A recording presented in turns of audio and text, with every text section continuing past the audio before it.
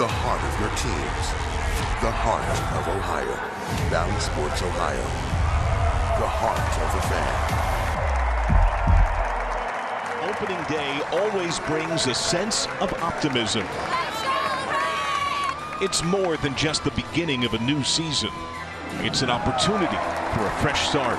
The chance to bounce back from a rough year.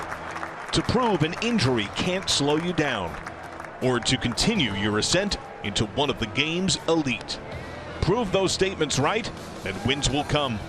Here's how the Reds believe they will do it. One of the best ways to have success is to make sure everybody's rooting for each other, but also holding each other accountable.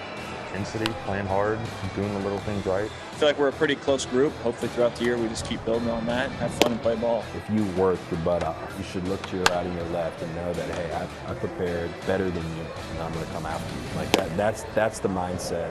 We're definitely going to run the bases hard, a lot of stolen bases, and that's something we have to do as a team. We need to play every game like it's our last. We need to compete. We have a gritty group that plays the game the right way. 20 years of baseball at Great American Ballpark has brought many memories. And the 2010 Central Division Championship belongs to the Cincinnati Reds. What will we remember from this season? Let's find out. Welcome to Opening Day 2023.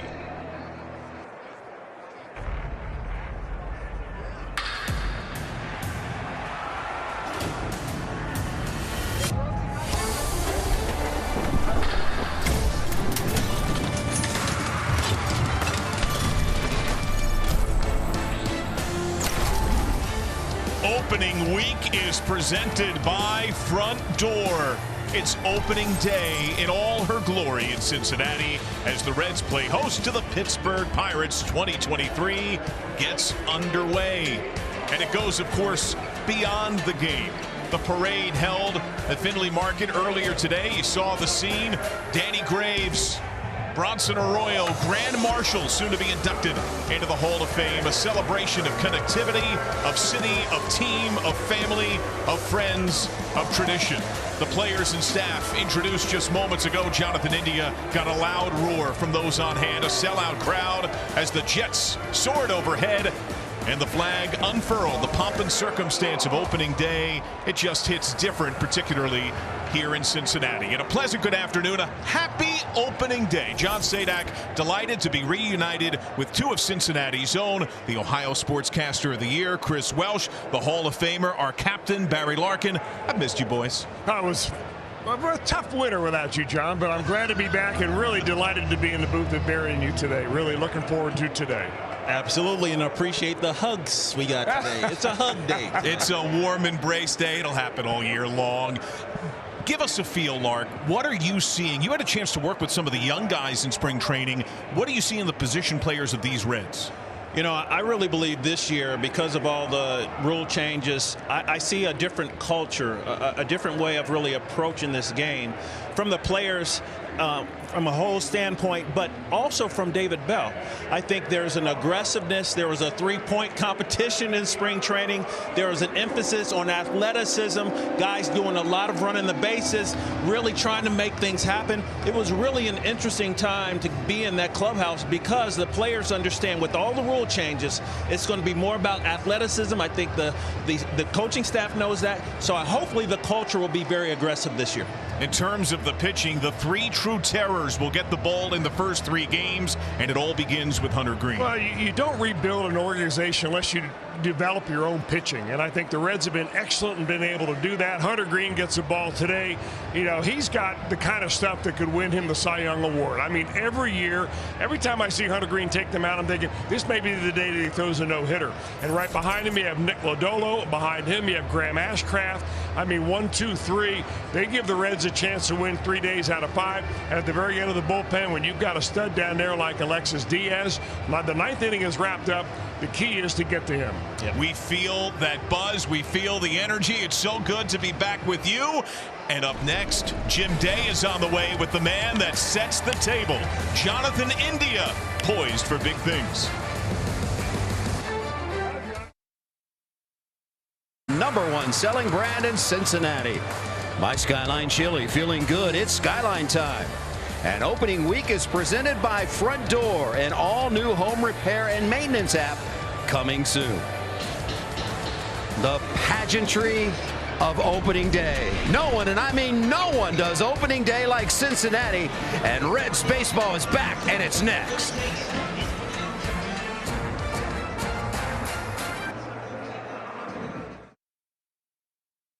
As Christian Hunter Green, just 23 years old, number 21 on his back, takes the mound as the opening day man for the 2023 Cincinnati Reds. And perhaps there's serendipity that at age 23 in the year 2023, he is the front end of the big three, the three true terrors that anchor this Reds rotation. All eyes are on Green. I think this is probably the year that Reds fans have been waiting for since 2017, when Hunter Green was taken as a second player in the amateur draft.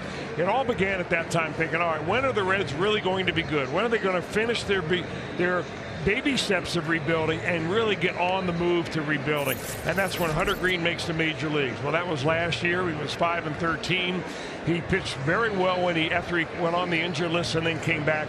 Finished the season very strong, and as I said in the open, you back him up with a couple of other very good pitchers in like Nick Lodolo and Graham Ashcraft, and now you have a threesome out there that can really pose a problem in a 3-game series for anybody in this league. So Hunter Green, incredibly gifted, but not only that, he gets it. He understands what he has to do to become a better pitcher and a better person, and boy, oh boy, it's really been fun to watch him mature. We'll see him try to take that next step today and throughout this year. The lineup he'll face, brought to you by Rally House. O'Neill Cruz leads off. Brian Reynolds, Andrew McCutcheon back as the DH. Carlos Santana, Kanan Njigba, Key Bryant Hayes, Jack Sawinski, G1 Bay, and Austin Hedges. Pirates made it a focus to try to improve their defense. They lost 100 games last year, shared the cellar with the Reds. First pitch sent to left.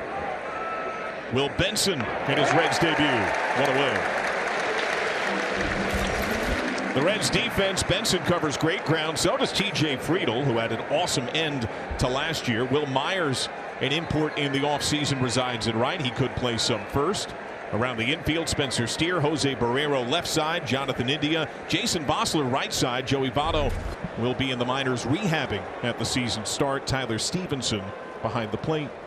And obviously, John, we're going to talk a little bit this year about the rule changes. You can see this is pretty much the defensive shift with Jose Barrero just up the middle. Can't quite get to the other side behind second base. And even with that pinched right side, Brian Reynolds shoots that one through, and he is aboard. Now, most notable of the rule changes, the pitch clock that puts pressure on pitcher and hitter, or one or the other. Hunter Green has said that when he decided to look at the clock as an enhancement for him, not a hamper, his perspective changed. Tap to third. Foul. Well, you can see how aggressive the Pirates are in this first inning against Hunter Green. It's every pitcher's dream to get out there and set the pace of the game, to control the game, control the at-bat. And I really believe that pitchers like Green, if they embrace it, they're going to realize that this can be more of an advantage, I think, for the pitcher than it is for the hitter. Well, you talked about pressure. You know, that's perceived pressure. If you say, hey, listen, this is what it is, let me use it to my advantage, then is that necessarily conceived as pressure or no? I think that's going to be an interesting cat and mouse that's going to ebb and flow during the year, both for and against certain pitchers and hitters, and circumstance and matchup will matter a lot. Engagement. Stevenson away. I think you'll see a lot of players defensively. I think you'll see much greater plays defensively because guys will be engaged. Pitchers on top of the mound, infielder knows the ball is about to be put in play, and here we go. All right, one of the rules that is in play now, that pitchers are allowed 2 disengagements from the mound. That's basically 2 step-offs or 2 throw-overs. On the third, you have to retire the runner or it's a balk. So Green has just used one of those.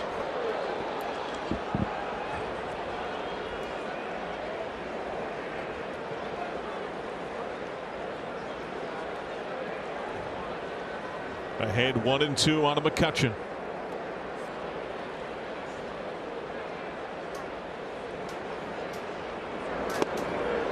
.101 just off the plate.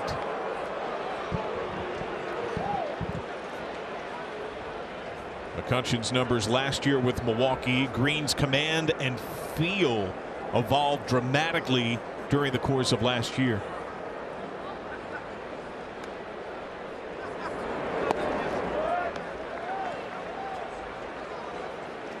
One of the standout elements of the spring, Chris, was the improvement we saw in changeup and breaking ball from all three of the young core starters. I think it's a confidence factor, really, to be able to add another pitch. Derek Johnson, a pitching coach, had a changeup clinic where he brought all the pitchers down into Vanderbilt, where he had done a lot of college coaching, and they worked on their changeups, the philosophies of it, how to hold it, how to throw it, and it was very helpful. Tall target, 3-2, fastball slashed foul. And this is what Hunter delivered last year. He was a three-pitch pitcher. I mean, he was a fastball, obviously. He averaged 99, which means that he was through many pitches over 100 miles an hour. His slider, he used a lot. He did not use his changeup very much at all. You're going to see more changeups this year, and you're going to see different types of sliders. A little bit bigger break, a little bit slower. Back in the day, used to call one a slider, one a curveball. Now look at the bigger lead at first base by Brian Reynolds. Way off. He goes. Pitch missed up. Throw down. Doesn't matter. Appeal says the McCutchen held up, so that's a walk. You know, and Chris, to your point right there, because you have two opportunities to throw to first base, Brian Reynolds understood that if he was not, Hunter Green had to throw to the plate or had to pick him off and make sure that he was out. So you're going to see that aggressiveness a lot with the rule changes. 2 times to disengage from the mound from the pitcher, and the third time it has to be an out. And so players, you will see definitely players saying, okay, he threw over 2 times. I'm going on this one because I know he can't pick me off, so I'm going. The veteran Carlos Santana started off speed with a strike. You know, Lark, it was interesting in spring training. I could probably count on one hand the number of pitchers I saw step off 2 times with 1 runner at first base, because you don't want to box yourself into a hole of what you just described, where you have to throw home or pick the guy off.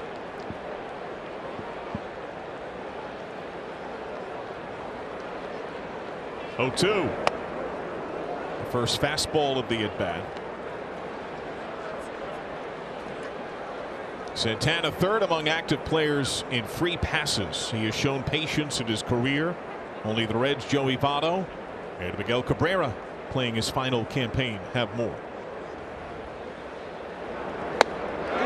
Swing and a miss. He struck him out.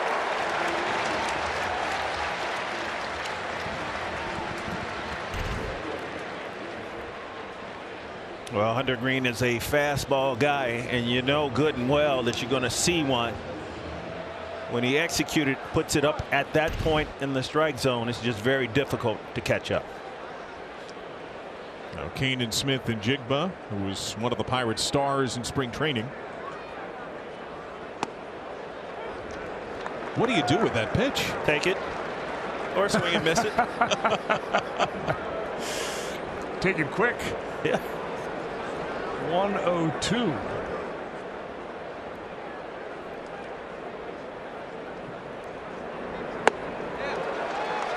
Oh, 2. Yeah, you know, when Green gets that fastball up there, and Barry, you can talk to this, but I get the feeling the hitters see that ball up there at the top of the zone so well they want to chase it, and it's almost unhittable when it's at the top of the zone.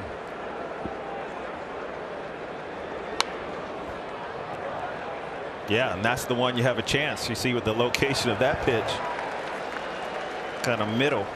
You know, Hunter gave up 17 home runs last year on his fastball, and he's averaging 99. So obviously that's hitting speed, but not when it's up at the top of the zone. When it's letter high, boy, is it hard to get on top of. It is velocity. Velocity does matter. but more so than velocity is location. And if you have both, good location and the fastball, that's the punch outs that you see. And if you add a little movement, you're in the Hall of Fame. There you go.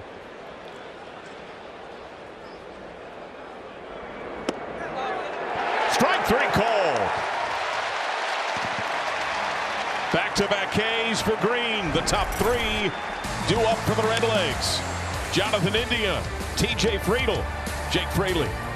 23 Reds. Couple years removed from their rookie seasons. The leaders of this team will be Tyler Stevenson and this guy, Jonathan India. India on a mission to return to form and very accepting of the leadership role, not only by example, but vocally as well. He's got it in him. He's pumped for the season, and here he is leading off the 2023 offensive season. Well, thank you, Jim. Jonathan India, a renewed man, takes ball 1 from Mitch Keller. And I'm going to tell you, John, noticeably renewed in the fact that he, in spring training this year, really came out with a different attitude. Last year, bulked up a little bit, looked like he wanted to hit the ball for more power. This year, getting back to who he knows he is, hitting the ball all over the place, very agile. Loops this over the leap at second base of Ji-Hwan Bae. Base hit, Jonathan India. And there you go. That's who he is, and that's what he wants to do. Full lineup is authored by David Bell, brought to you by Rally House. TJ Friedl follows in center. Jake Fraley, awesome spring and close to last year. He's the DH. Stevenson, Vossler, Will Meyer, Spencer Steer, Will Benson, and Jose Barrero. Vossler, a left-handed hitter. Now Friedl has drawn in Key Brian Hayes. He's shallow at third base. He has shown an ability, a willingness to not just show bunt, but drop it down or bang it out the ballpark.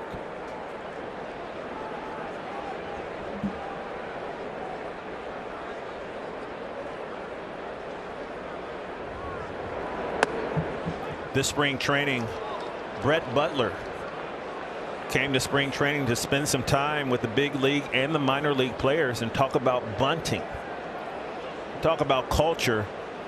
Things that are important, prioritizing athleticism, putting the ball on the ground, making things happen, utilizing their speed. I think that's what's so much different this year than has been in the years past with this club.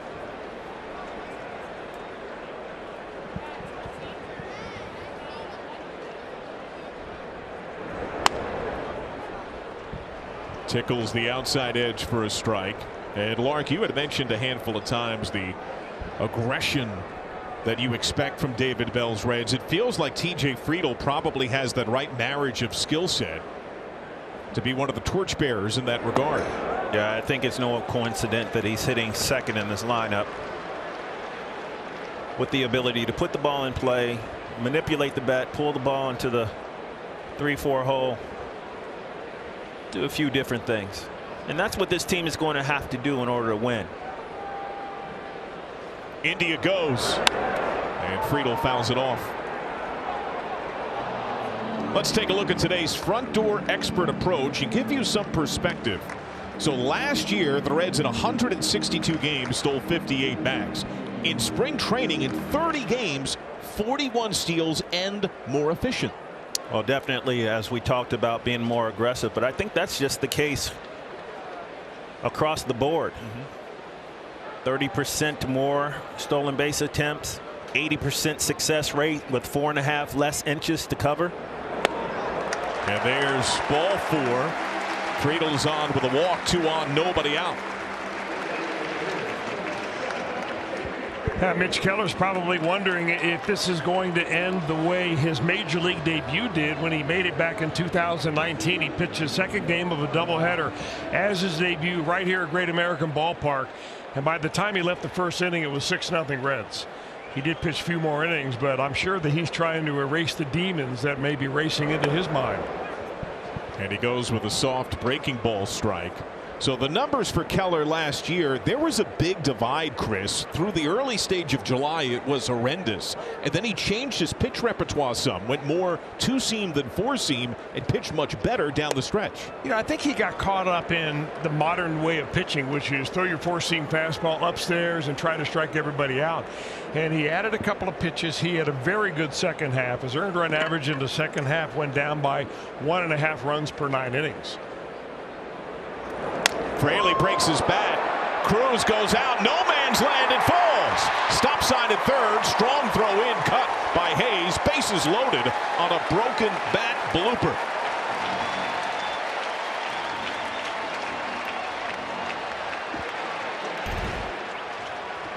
Well, you don't have to hit it hard. That was a well-located fastball up in the zone. But Rakin Fraley just had enough bat head. Put it out there. They say good hitters get jammed. That was good hitting right there. And so the stage is set. Bases full. Tyler Stevenson, Mr. Calm, Mr. Clutch. Grounded to short. Cruz shovel to second. Double play. India scores. Friedel claims third. Reds on the board. It's 1-0.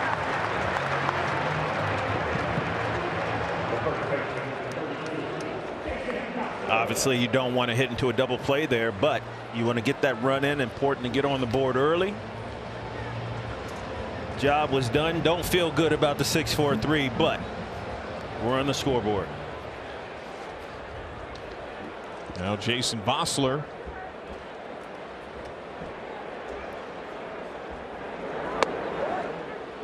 Soft strike. He is one of 3 non-roster invitees to make the opening day roster, the only position player. And I'm gonna tell you what, this kid is some kind of solid. With the Giants, spend a lot of time with the Giants, and he has a really good baseball IQ, understands the game of baseball, and had a chance to work with him on some of the backfields during spring training defensively. Good player. 0-2. He had to ride the shuttle a bit last year. 5 different times he was promoted to the big club with the Giants. Played in 36 games. He's still just south of 200 at bats in the big leagues.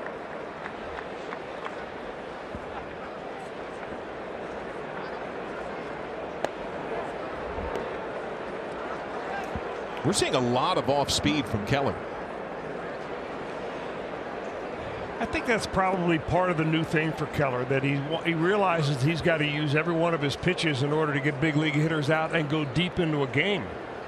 You know, the Pirates have somewhat of the same type of makeup in their roster from a pitching standpoint as do the Reds. They're top of the rotation guys, and you'll see Rich Hill on Saturday and Vincent Velasquez on Sunday. They need to give innings because you don't want to overexpose the bullpen. Fights off 97. For Keller last year, the sweeper became his best pitch.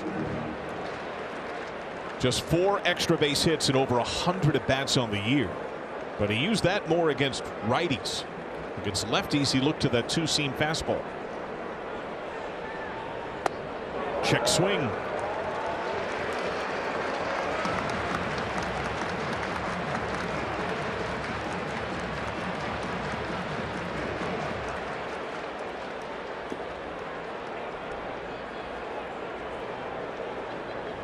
Friedel leads. Popped up. Cruz the call. Reds get a run. India gets on, gets in. 1-0.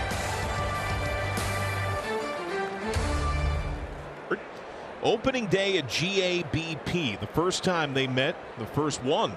Pirates claimed it in 03. Reds claimed each of the last 2. 5 runs in each of those meetings. Ball 1 to Key Brian Hayes. I know Dad, Charlie Hayes, is watching. What's up, Chuck? Ke'Bryan had a really good spring. Showed a little more power, trying to hit the ball with a little more authority this year.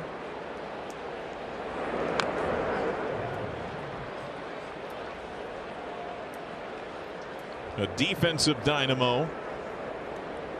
He led the majors in defensive run saved last year. At a premier position at third base. He's really one of the big cogs in the Pirates rebuild. I mean, he's a young man that hit a home run on opening day last year, and then he hurt his wrist very badly in the very second game of the year. So it was a disappointing campaign, but I think they look at Hayes the way the Reds fans may look at Jonathan India. That he's a young player, very talented. He's got to provide some fiber, some leadership. But in order to be a leader, you've got to be having a pretty good year, too. Payoff. I think you just have to be present. You know, obviously you want to be playing all the time.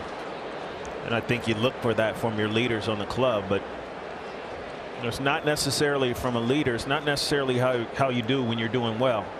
It's how you're reacting and how you're continuing to lift up your teammates when you struggle. And I think that's one thing that Ke'Bryan got from Pops. And I think that's one thing that we see with Jonathan India. Jonathan India is probably one of the biggest cheerleaders on the team. Especially last year when he was missing all the time. You saw him at the top step encouraging his teammates.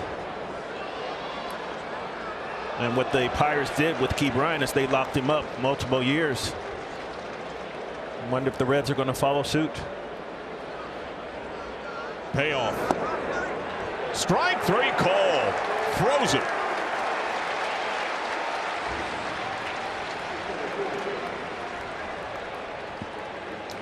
Did he try to call time here before this pitch? Yep.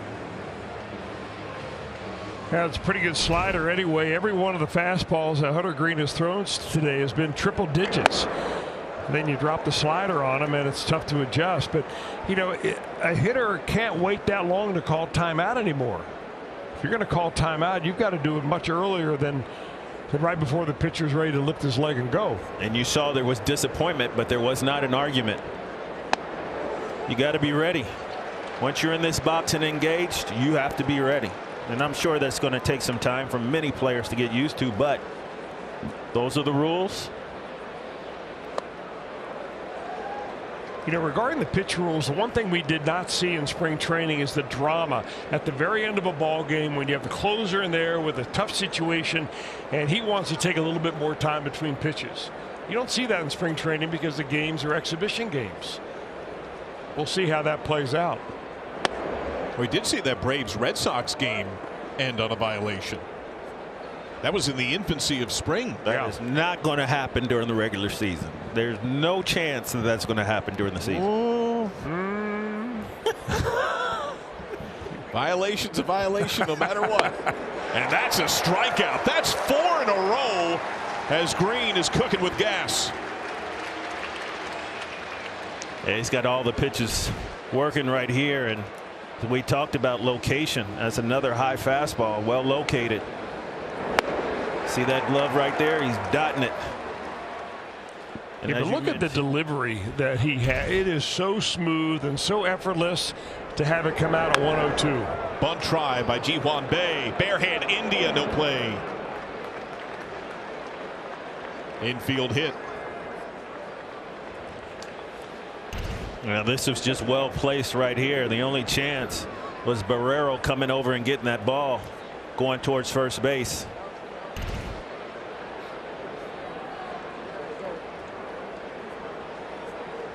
Well, the Reds have talked a lot about being more athletic and being more sound defensively. The Pirates tried to do the same. That's part of the reason Austin Hedges is now a Pirate, starter for Cleveland behind the plate a year ago, one of the talented defensive catchers in the game.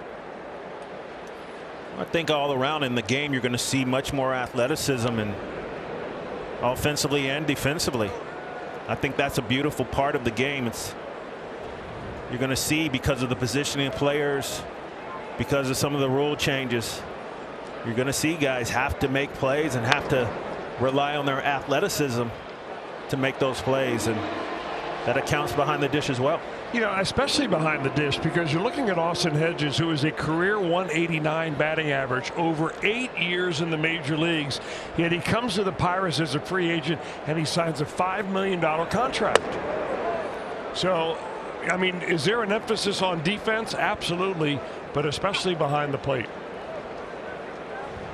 The numbers last year with Cleveland. Bay has excellent speed. He's already drawn that feel from Green. Fouled into the glove, strike 3.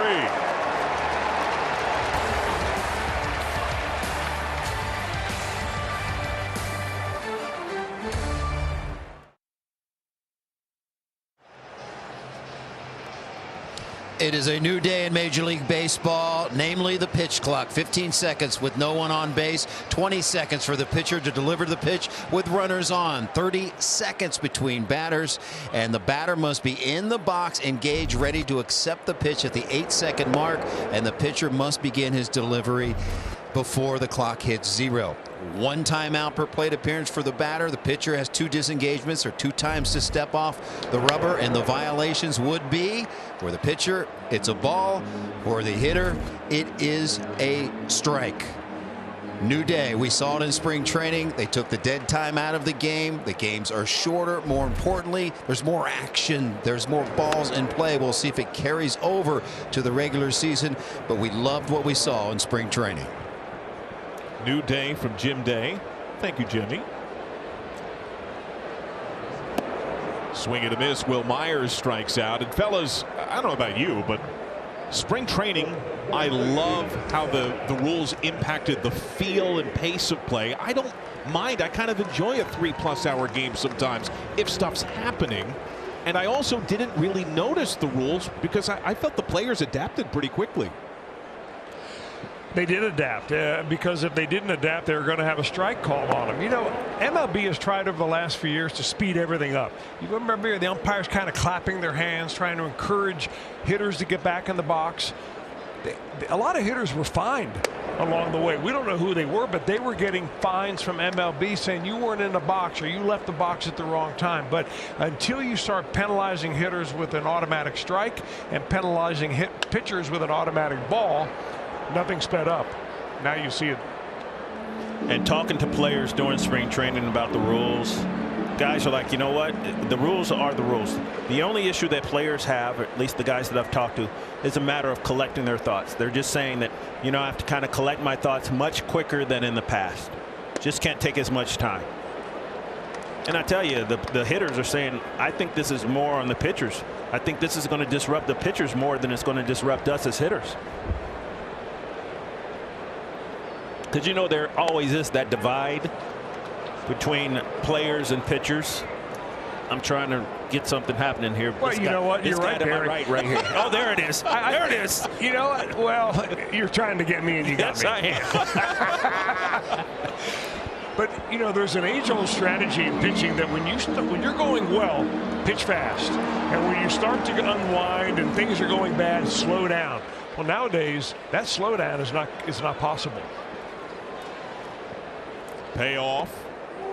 Down, and a patient plate appearance. A walk for Spencer Steer. The Reds are coaxing pitches out of Keller, whose command has been inconsistent. I have that as his 3rd full count on the game, including the walk to Friedel and the Vossler pop to end the 1st inning. And now Will Benson.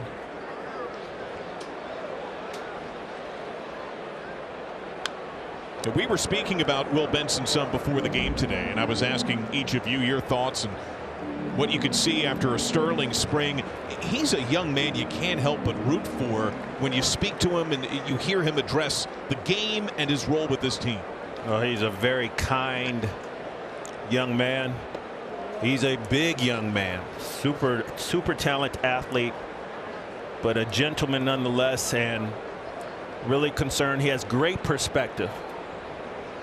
Because he's an outfielder, I didn't get a chance to work with him much in spring training, but he was working hard. I saw him spending time with the outfield guys, putting it in, and Snap throw down. Safe slide back. But you know, you have this kind of athlete at the bottom of your lineup with speed. And there's a snap throw to first base. But you got at the bottom of the lineup, you got Will Benson and Jose Barrero as your 8 and 9. Power and speed. And you back that up with the guys at the top of the lineup. That's why this is an exciting time for this ball club. The potential, Chris, is definitely there.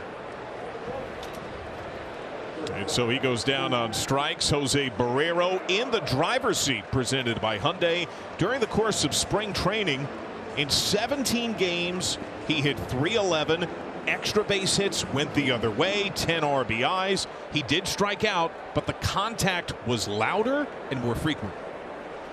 Well, the thing that I think the barometer for Jose is his takes this year.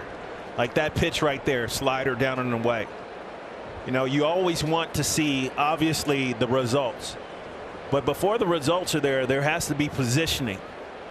And I think with Jose, it's about getting in better position more consistently, which is going to lead to better takes, which, as I said, is the barometer right now. Then eventually the base hits and the power all comes together. An excellent piece by Charlie Goldsmith profiled how Jose Barrero's iPad became his best friend, constantly looking at his own at-bats.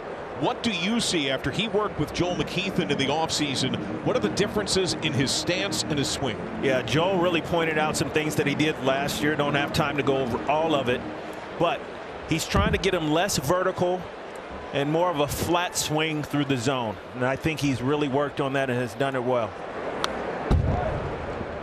Well, he's already got a flat bat in his approach. That's the one thing that I notice as a pitcher. When a hitter up there has that bat and he's standing and setting up, if that bat is horizontal to the ground, he's telling me that he can get to the high pitch very quickly because his bat is already on plane. There's Joel McKeithen, first year as the lead hitting coach. Bouncer to Hayes. Short way to second. And they get the force.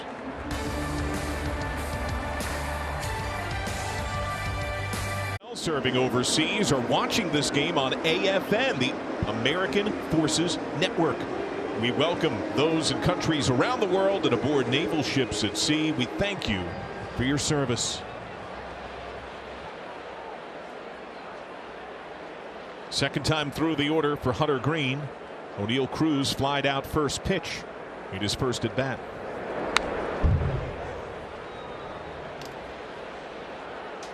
Now, there have been many comparisons drawn based on size, body type, and some of the overlapping skills between O'Neill Cruz in year 3 in the big leagues and the Reds' rising talent Elly De La Cruz. What do you see? Compare and contrast those two. Very, very tall athletes. I think at this particular point, O'Neill does some things a little more consistently defensively, and I think this is the only thing that's holding Elly De La Cruz back, is that defensively he hasn't quite figured out how to work at shortstop to be consistent at the big league level. The talent is definitely there. O'Neill Cruz has figured it out.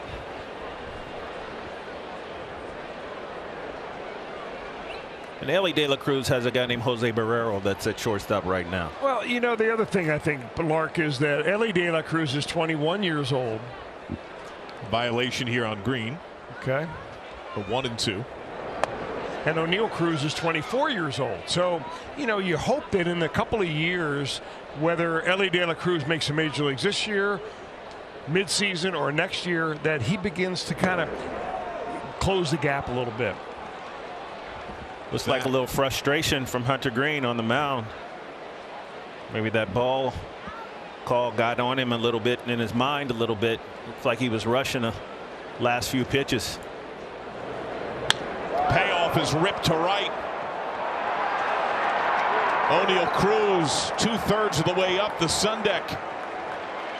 Tied at 1.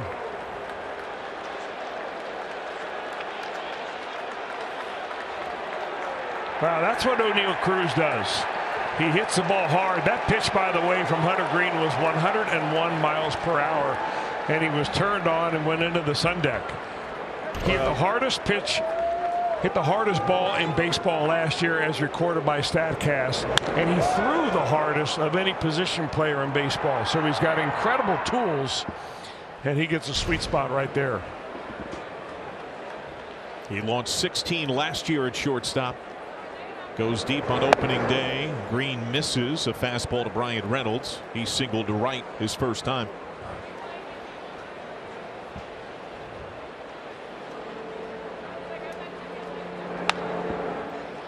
To short on the backhand.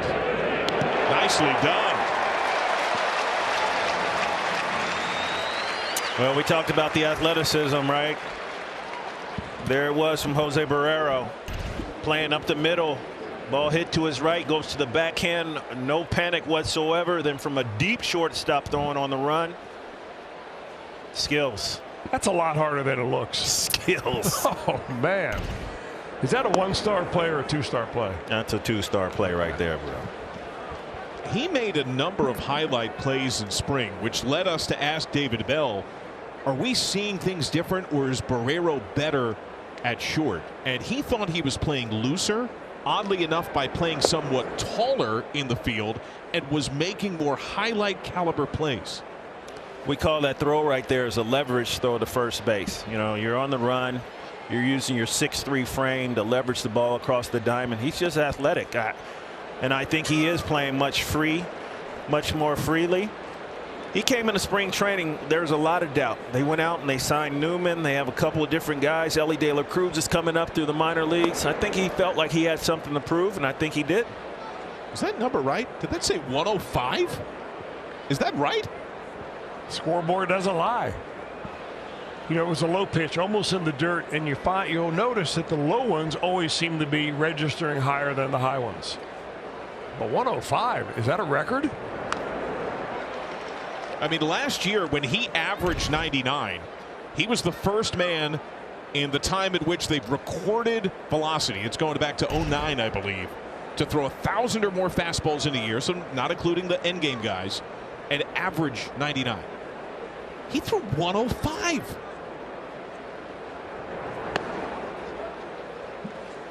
You just hope 105 is down and away. Not up and definitely not in.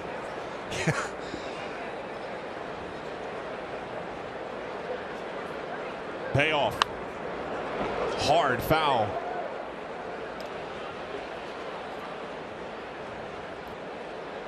Well, you know, it's amazing to be able to throw 105, but I think it's even more amazing to see major league hitters gauge 100 miles an hour and are all over it.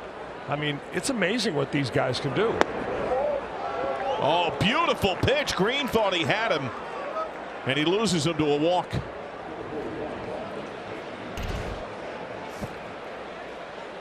Another good slider down. Border pitch could have gone either way. Here's today's Kia player profile. Last year, 337 pitches over 100. That's 245 more than any other starter. And now he's got 2 walks to go with his 5 strikeouts, both walks issued to McCutchen. All right, remember what he did to Santana his first time up. Basically kept the fastball on him and went right up the ladder.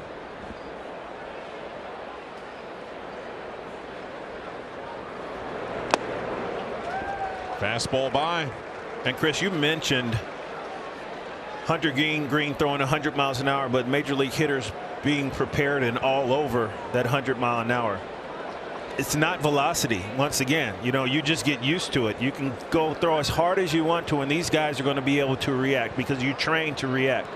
The ability to throw, mix up the pitches, mix up the location, and most importantly, mix up the speed of the pitches.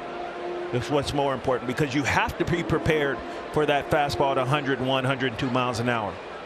But the thing is, if you're waiting for that 102, you can wait a little bit longer for that off-speed pitch. And I think a lot of times what happens with guys is they start to swing at 100 miles an hour, 100 miles an hour. They try to hit a 100 mile an hour pitch with a 100 mile an hour swing. And that's when you start seeing the flail and the strikeouts. Runner off, great jump. Stevenson had already erupted from his crouch. I think the other part of that from a pitching standpoint is that if you've got the ability to throw 102, maybe would it be ideal to throw 98 until you need the 102 and then be able to reach into the tank for it? Or finish with filth like that. 6 strikeouts for Hunter Greene. Chris, that is a great question, but that's really a question for you to answer, big fella, because you possessed 100. You know, I remember having that conversation with Greg Maddux, and he told me that at that time there were probably only 3 pitchers in the league that could do that. And he mentioned Kerry Wood being one that he thought could reach back and actually add something to the fastball when he wanted to. You see how he totally ignored the fact that I just gave him possessed 100 mile an hour for the lefty right here. I heard just totally ignored it. So completely out of my world, I can't relate. Does it feel like now, second time through the order, Greene, especially in that lower third with the off speed, is starting to sharpen up a bit? He was off just a touch maybe that first time through. Your adrenaline sometimes keeps you from throwing your off-speed pitches right. Those are all about keeping your delivery together and timing, whereas fastball, that's helped by adrenaline. And that fastball started to run into lefties, away to righties at times.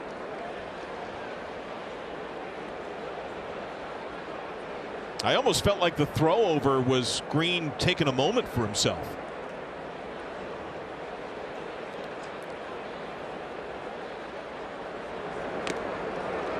Well, we talked about collecting your thoughts, right? I think you will see that manifest itself in different ways for hitters. Can't really step out anymore, so you can waste the throw over to first base with the runner on first base. Understanding you only have one more time to do it.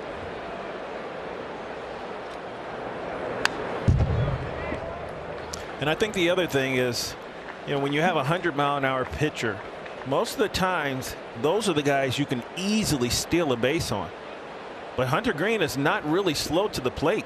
Chris, what about that? The idea of in the old days, guys that threw hard were slow to the plate. Not so much these days. You're right. To right field.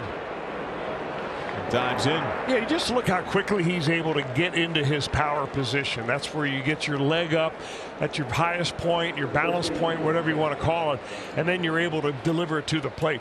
A lot of guys, when they try to be quick, they rush everything. Greene has just become compact. And Derek Johnson out for a chat. Now it's a brief word from Miami Valley Gaming. You can pack light on your next trip to Miami Valley Gaming, as long as you've got your lucky Buckeye. We got the tunes on the back end. What's this conversation here?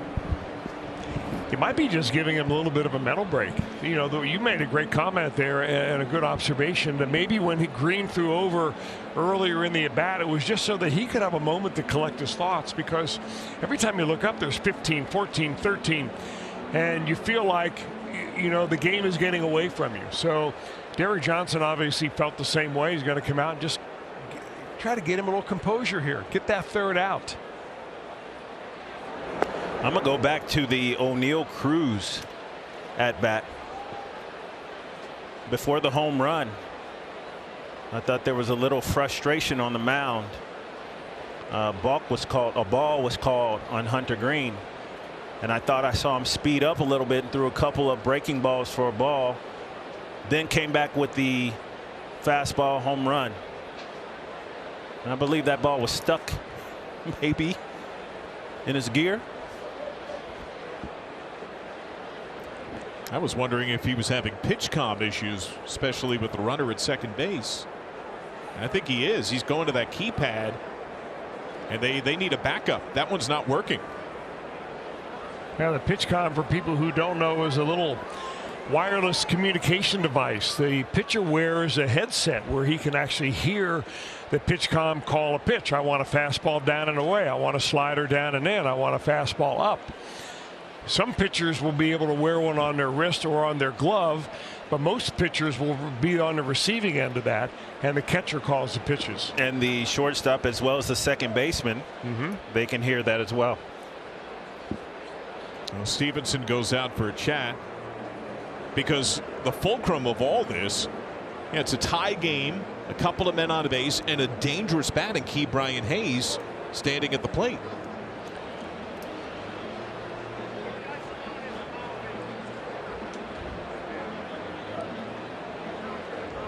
And David Bell strides out. That's something of our home plate umpire, Mark Wegner, the crew chief. And they're going to conference here.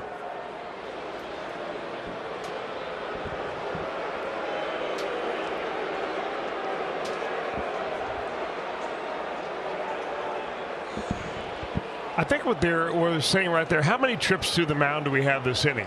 One was by Derek Johnson and the other was by Tyler Stevenson. They are going to charge a trip to the mound there. That's why you see the number 2 flash by the umpire. 1-0. Nice block by Stevenson.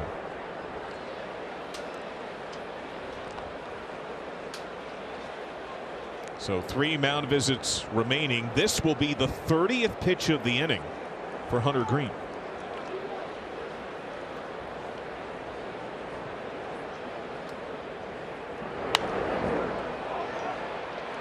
Into foul ground, Vossler.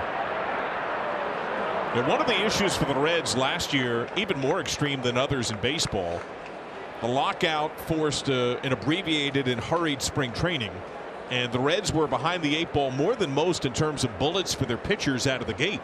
It wasn't until late April that we saw a starter go 5. That seemed to be a conscious effort this year to start faster and better, having these men stretched out in spring training. It was noticeable in spring training. You could see those starters going deeper into the ball game, and yeah, I think that fact actually allows David Bell to really set up the bullpen, especially guys in situations. But yeah, these 3 horses, listen, this organization is going to hang their hat on these starters. Strike 3 call. 7 Ks for Greene. He leaves a 2 on the bases.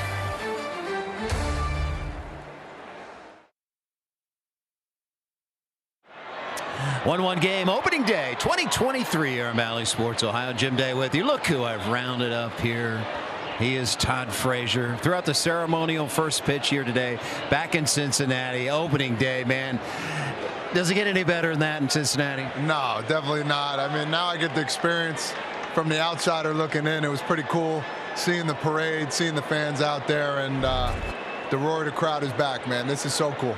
You did a lot of things in this stadium under pressure circumstances, but throwing out the ceremonial first pitch is a different animal. Did you have some nerves? Palms were sweaty, man. I was thinking, Danny Graves kept telling me, he's like, you want a glove? Maybe you need a glove. You know, feel for the mound out there, do all that kind of stuff. But it was nerve-wracking. I thought I threw a good pitch, a good strike in there. I've seen some worse ones here, so it made me wonder a little bit. So and you got a little work in on the field today, did you not? Yeah, I was catching balls with Freddie as they were doing ground balls, talking with Joey Votto, watching him take ground balls, and you know, all the stuff that I used to do, which was exciting. And now you were getting into a little bit of broadcasting, right? Trying to. Did a Little League World. They were looking at you before the game here. Oh, there it is. Look, I look like a mess with the big bubble jacket on. I don't care. Me and Freddie, man, we go way back ever since rookie ball. So he's a good friend of mine.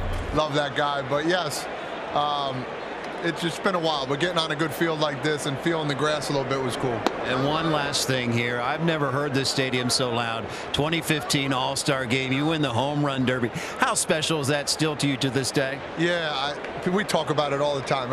I talk to kids all the time about it. You know, ever since baseball, well, whenever baseball comes around, I talk about it. And, you know, especially today, I had a lot of great fans, a lot of older fans come up to me and be like, hey, man, we appreciate all you've done. And I appreciate them because they always willed me to be better, and they were always rooting for me. And the guy from Jersey, I appreciate that. Speaking of opening day memories, do you remember a home run that you hit against the Pirates? Yeah, we're hoping to see that today, man, right in the upper deck over there by the K signs. Hoping for some theatrics today from the Reds. And after this pitch, we're going to take a look, Todd. This is a good memory. An upper deck shot. Friedel trying to use his speed. They'll beat him there, but nothing like hitting one in the upper deck here. Yes, I remember like it was yesterday. Boom. Yeah, that was one of my favorites of all time. So good memory from me. There was a lot of them here, and especially that one, opening day. There's nothing better. All right, we're going to send it back to the booth. And by the way, Barry Larkin, he's wearing a 1990s circa jacket. That thing is looking sharp, and with the big red machine inside of it. 70s, 90, looking good. Todd Frazier. And I'm going to tell you what, I was here during that home run derby in Cincinnati during the All-Star break. Oh, my goodness. It was rocking. A lot of Todd Frazier fans, bro. I'm big on that bandwagon, and great dude, incredible teammate, just a pleasure to be around. And if you have a chance, he's now part of a podcast called Foul Territory that is sensational. Joey Votto was a recent guest. Jake Fraley has a broken bat, base hit. And he's ahead 3-0. Oh, look at that side by side. Yeah. There it is. And Todd Frazier went to a rival high school of mine, and I first met him when I was filling in for the Mets, and he was a Met at the time. He would hold court in that clubhouse just about every day. 4-pitch walk. He's also a very generous man. Beyond his obvious talent, this was an electric day. I'm telling you, man, I was in left field doing some broadcasting during this home run derby, and the crowd, it couldn't have gone any better. We thought it was going to get rained out, actually, but the Todd Fowler put on a show, and it was some kind of fun. Tyler Stevenson bounced into a double play that produced the Reds' lone run. Todd Frazier, a very generous benefactor, donated a lot of money to fields with those with special needs in the area right near where he's from and where he still makes his home. He's a good guy.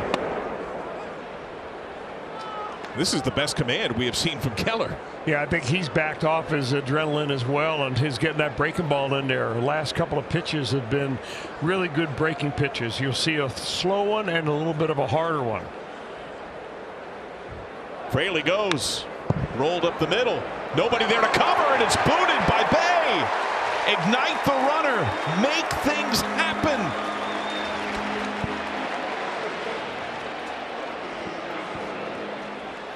Yeah, I love the fact that Fraley is in motion right there.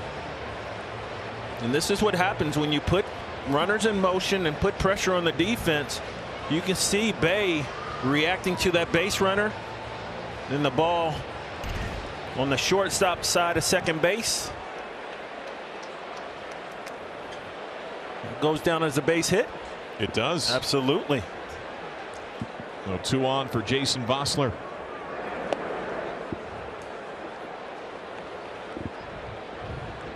Vossler was down 0-2, worked it full, popped out to short, where the Reds left a man in the opening inning.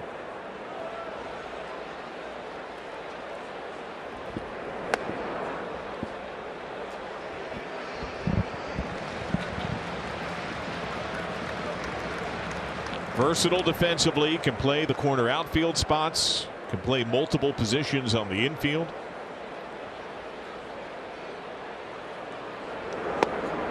We get a chance to get a camera on the runner at second base, Jake Fraley, and see his secondary lead. He's really getting off, very aggressive. This is one thing that they emphasize in spring training, and when you see it during the season, you know it's real. He goes, fouled off. You know, you compare to last year. We've heard the Reds are going to be more athletic every year. But last year they only stole 58 bases. They were thrown out 33 times. That is a success rate of 57%. They were the bottom 4th in the league in that category. There were 13 teams that stole 95 bases or more last year. The Reds have to up their total, no doubt. Strikeout here will strand a pair.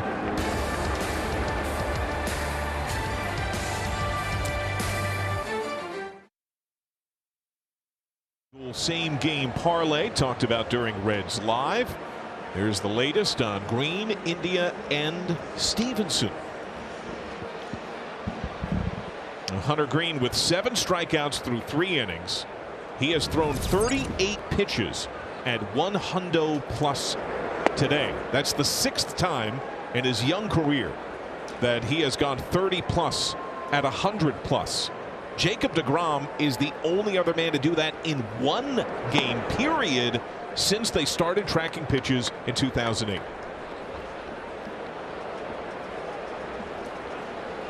Well, we talk about a lot of special talent in the game of baseball.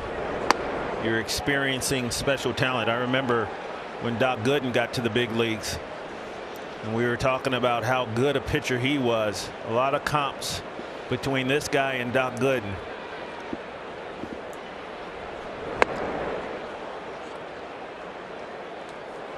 Now, he was part of a record effort last year. Both he and Nick Lodolo are top 5 in baseball history among rookies in strikeouts per 9. And there's another K for Hunter Green. He has whiffed 8, and we're only 1 out into the 4th. I just get the feeling that when Green gets down to the bottom half of the lineup here, he feels like he can get him out with any pitch that he has. Second time in a row he's thrown that fastball by Suwinski. No, Chris, I think there is a thing about pitching with conviction and understanding that you're supposed to dominate. That's one thing that I feel like. Bay opposite way. He can fly. That is just fair. Benson gathers. Bay storms through second, slams on the brakes. Strong recovery to throw in, cut by Barrero.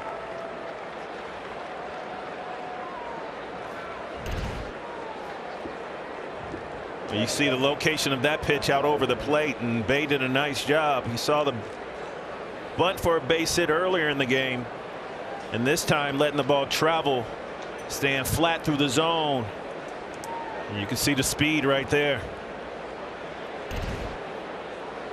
Just the 2nd extra base hit of the game. Each belongs to the Pirates. Runner goes, great jump. Pitch called a strike, throw tails, and Bay swipes 3rd. Steer able to keep it on the infield.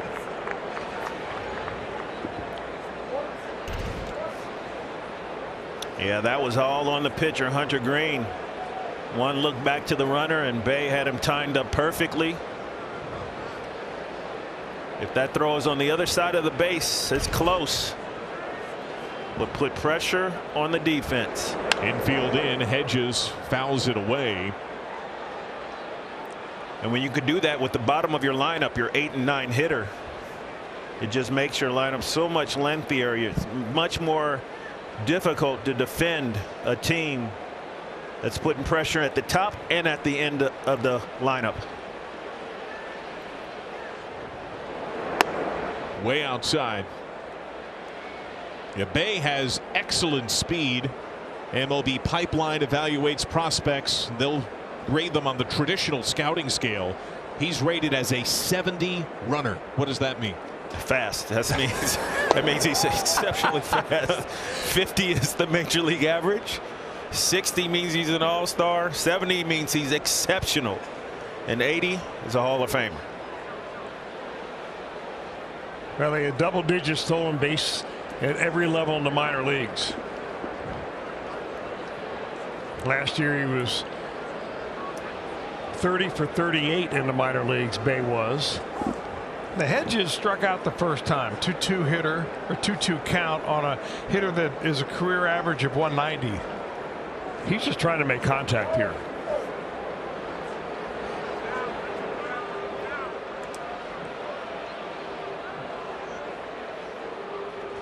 What are you seeing in this dialogue here? I'm just glad he didn't call a balk. I don't know what he said. I'm just glad he did not bring that runner home.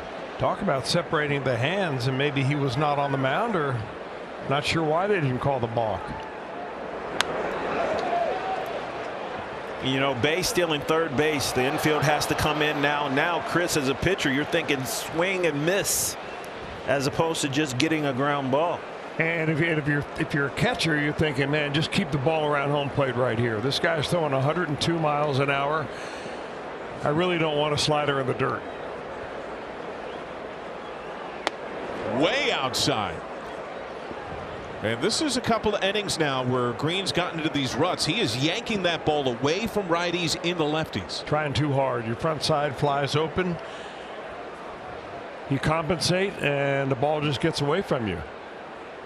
We call that the game speeding up on you a little bit. Payoff. And this is where the pitch clock is a little doesn't work to your advantage.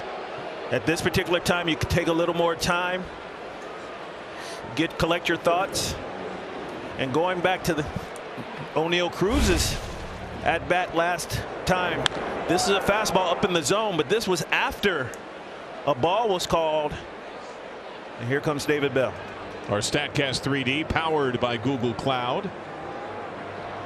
Fernando Cruz has been warming. Green had a high effort third inning when he was tasked to throw over 30 pitches.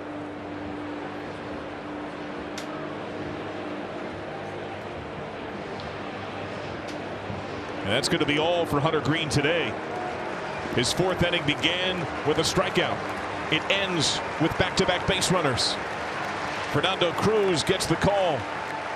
The Skyline Chili call to the bullpen as Green has an ovation from the fans. And Cruz is in.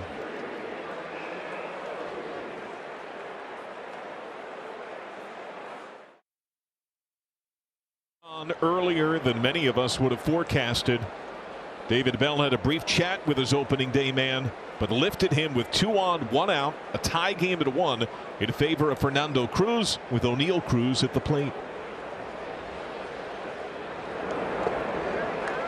Really kind of an interesting move here by David Bell, because if you look plainly at the numbers of O'Neill Cruz, left-handed hitter facing a left-handed pitcher, his numbers are way down versus against right-handers. He had 14 home runs against right-handers last year, 3 against left-handers.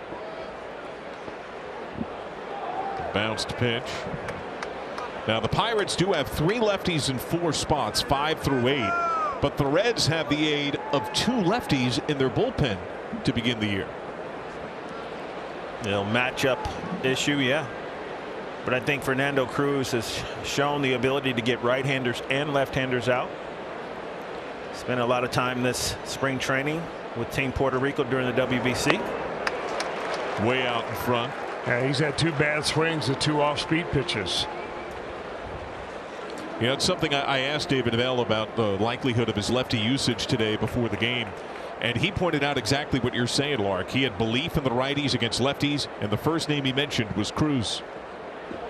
2-2. And you just go back to the Hunter Green home run on the fastball. If you're coming here facing O'Neill Cruz, you know he is a free swinger.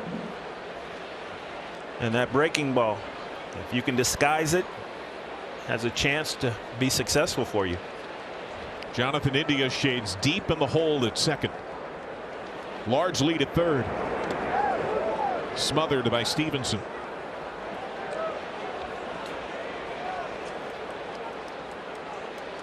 Well, count goes full. The switch hitting and very dangerous Brian Reynolds on deck.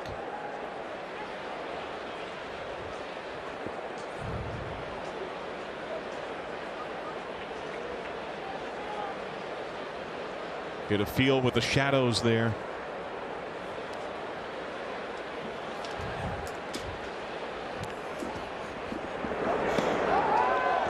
Soft take. It misses down. Bases loaded.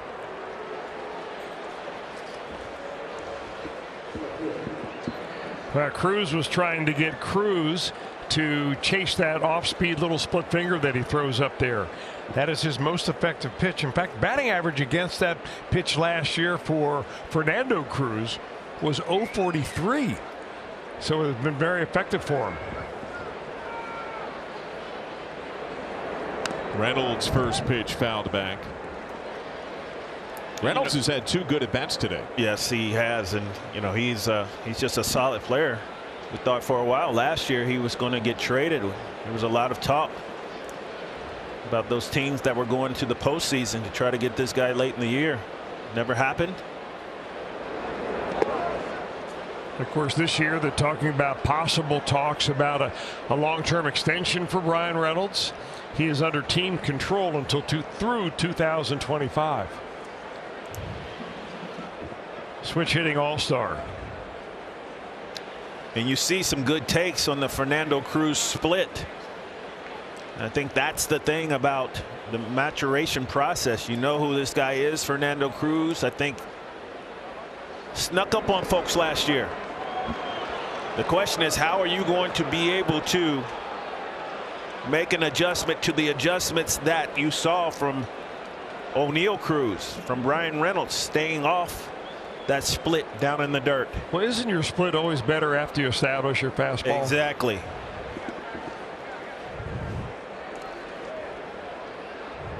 Two one. Right on the inside edge, strike two. There it is, Chris. Well, that's a beautiful pitch there. Little comeback action. Not much you can do with that. Bouncer, check swing. Went back to the split after the fastball. But this is the thing about the scouting report, and this is the thing about having history with the pitcher. You know what his tendencies are, and you're saying to yourself, make him throw the ball up in the zone. Don't offer it. Don't offer at that ball down. Fouled away. This is 3 straight full counts. Each of the first 2 resulted in walks to Hedges and Cruz to load the bases. And Chris, that split, like you said, it only is effective if you're throwing the fastball for a strike. This is a fastball league. You have to be able to throw the fastball.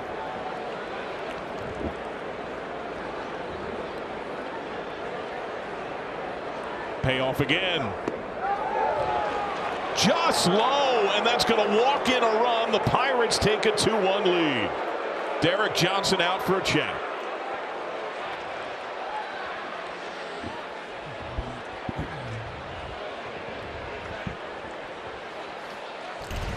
And here's another breaking ball down in the, oh no, this is a fastball down in the zone. Yeah, he didn't miss by much. It's really not all that bad of a pitch, but just a little bit below the strike zone there. I think this is another one of those conferences for Derek Johnson where he's just trying to settle down the pitcher. I mean, opening day, full house, the anticipation of all spring training, you make the big league team, you come up here and now you're pitching today, and you've got to have so much adrenaline, butterflies everywhere. And you come into a situation, you're facing a guy that just hit a 101-mile-an-hour fastball into the moon deck for a home run, sun deck today. And, you know, it's very common to be nervous. I mean, these guys, you know, they're human beings. And I think that's one thing about Derek Johnson. He recognizes that and wants to come out and settle them down. Ball one to Andrew McCutchen. So the Reds pitchers have now issued 5 walks. 3 came in succession right here and now, the last to push in a run. The first 2 from McCutchen in the opening and 3rd innings.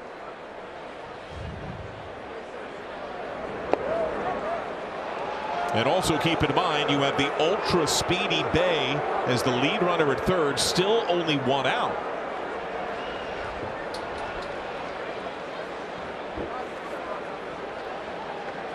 Excuse me, Hedges.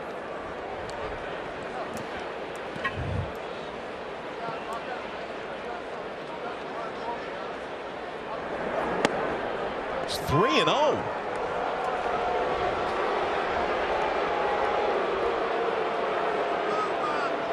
He has thrown 16 pitches, 5 strikes.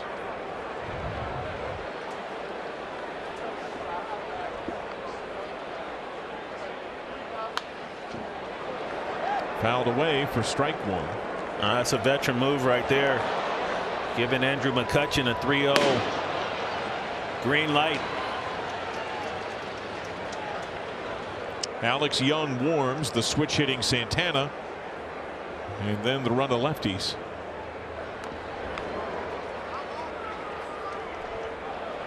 Full count.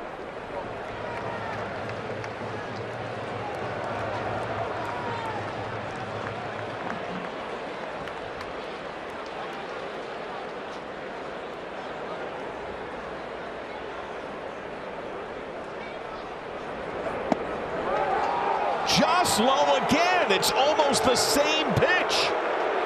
And it's back-to-back bases loaded walks. It's now 3-1 Pirates.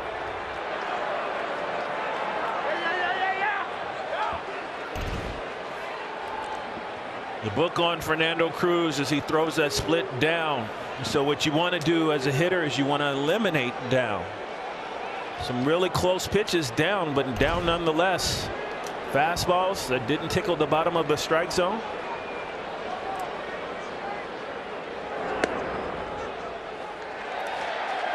Strike one. Another pitch down in the zone, and they're not offering at that ball down in the zone. I think this is something you're going to see consistently throughout the league against Fernando Cruz. Make him elevate the pitch.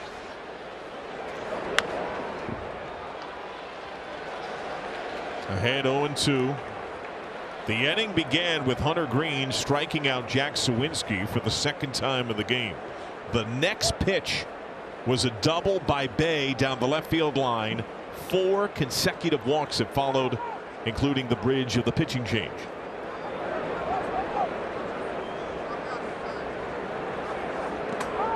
Bounces away.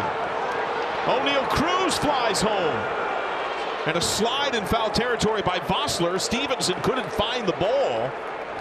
It's 4-1. Well, it's an inning that's getting out of hand. You can see the split finger or the forkball coming out of the hand of Fernando Cruz, and it just hits in front of home plate, and really Stevenson's got no chance unless he's able to get his body in front of that. Trying a backhand pick with a runner at third base is sometimes not going to work, and it's going to be a costly ball that gets by. Charge it as a wild pitch. Infield in and shaded the pull. Off speed down.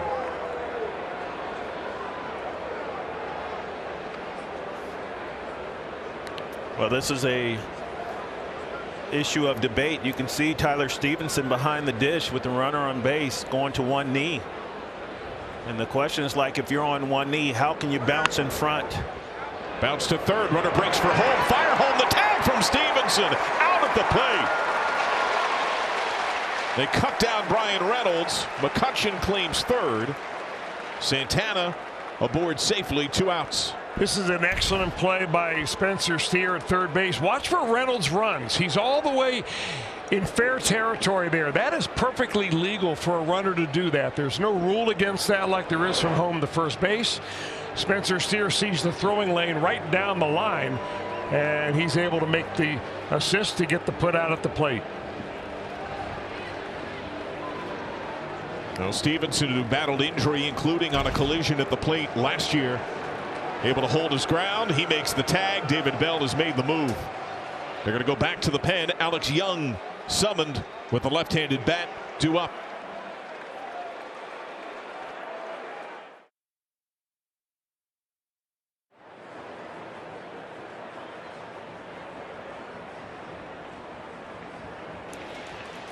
Kids opening day presented by Cuties. A Great American Ballpark is Saturday. Arrive early. Pre-game entertainment. See your Reds walk the red carpet. Well, walks have doomed the Reds in what's ballooned into a big 4th inning. What was a 1-1 draw sees the Reds down 3. First and third, 2 outs. Lefty hitter at the plate. The left-handed Alex Young is in. Alex Young is Ohio born. He's from Westlake, Ohio, which is up north. He originally drafted by the Arizona Diamondbacks. Came up into the major leagues as a starter and pitched last year out of relief for the Giants. And in spring training, he was lights out. 1.74 ERA. About 10 innings pitched. 13 punch outs, only 4 hits given up.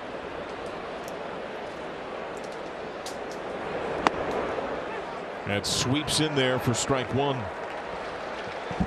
Another weapon with Raver San Martin down there in the bullpen. Left-handed hitters. These pitchers should be tough on them. 2-2 on Kanan Smith in Jigba.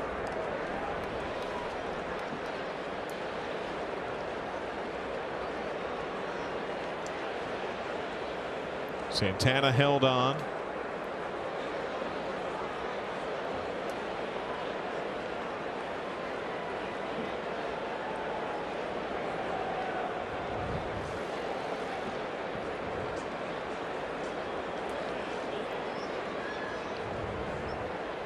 Runner off from first, swing and a miss, strike 3.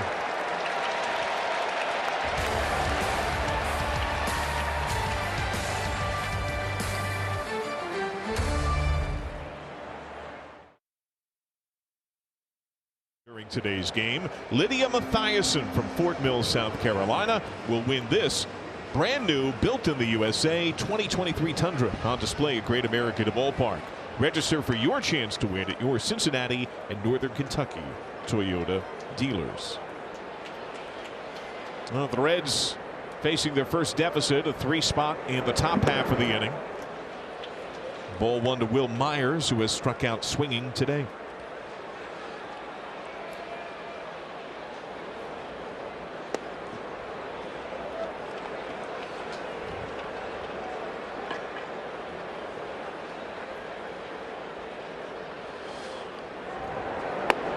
For Myers, no batting gloves. That's been the case throughout his baseball playing days. But he says he does wear one glove when he golfs.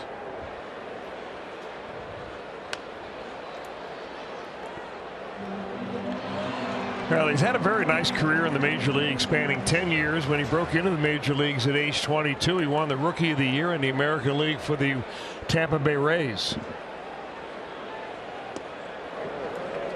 Nice looking pitch, called ball 3.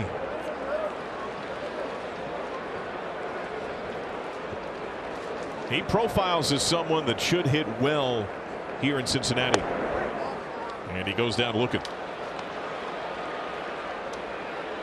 That little two-seamer's got a lot of nice action on it for Mitch Keller here this afternoon. He doesn't seem like he's trying to overthrow the baseball, just kind of letting the movement take over.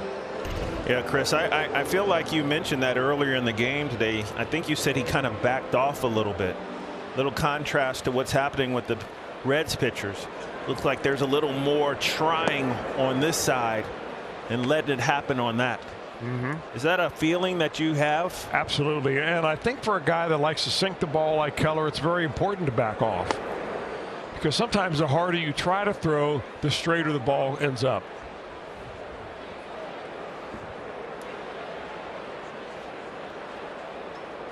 Oh, 2 to Steer. And through the 6th of July last season, Keller was 2-6, an ERA of 5.21. In his last 15 starts, his ERA was top 5 among right-handers in the National League, just over 2.7. It was Zach Gallen, Max Scherzer, Brandon Woodruff, Marcus Stroman, and Keller. The biggest thing, he stopped throwing the 4-seamer as much. He went far more to that 2-seamer. And it's been an odd day for Keller, Chris, because I feel like the command has been grossly inconsistent, and yet he's throwing a 3-hitter and he's allowed 1 run. I guess the results are the results. That's what you're looking for at the end of the day. But he's worked his way out of some tough jams. The Reds had him on the rope in the first inning, and they just could not deliver a big blow. Timer violation here. 2-2.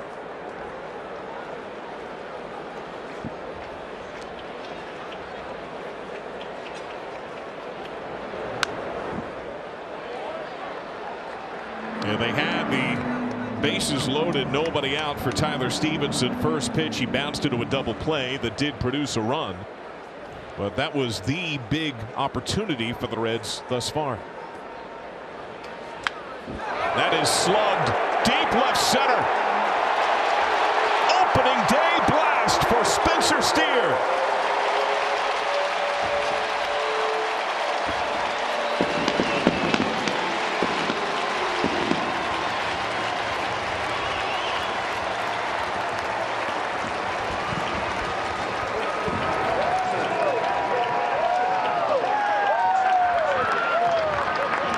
Is that a Viking helmet?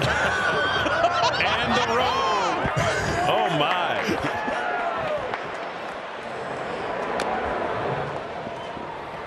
Make a great defensive play on the play at the plate. And then the young Viking comes up and hits a bomb to left center field. Well done. And Will Benson down 0-1. He mentioned how big Benson is, Lark. He's 6'5", the fourth Red at 6'5" or taller to play outfield. Adam Dunn, Tim Costo, Dave Parker. 6'6", 6'5", 6'5". Some big boys. The Cobra. Ooh. Swing and a miss. He has struck out twice. Let's go back to that Spencer Steer journey to Valhalla. Oh, there's a slider. Didn't look like it did much of anything. And as a hitter, you identify that early. And the thing is to try not to do too much with it. And the young Viking deposited to the left center field. And the first thing I notice, it's Jonathan India who's there to greet him. Yep.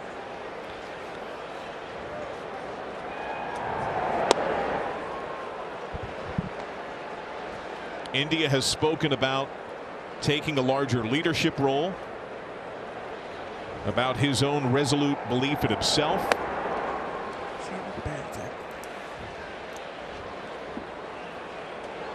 And to me, that's been the mindset I've heard from many other Reds about this season, who have said it's not about proving doubters wrong, but proving themselves right. Barrero, though, 3 chase swings in succession. That's 6 strikeouts for Keller.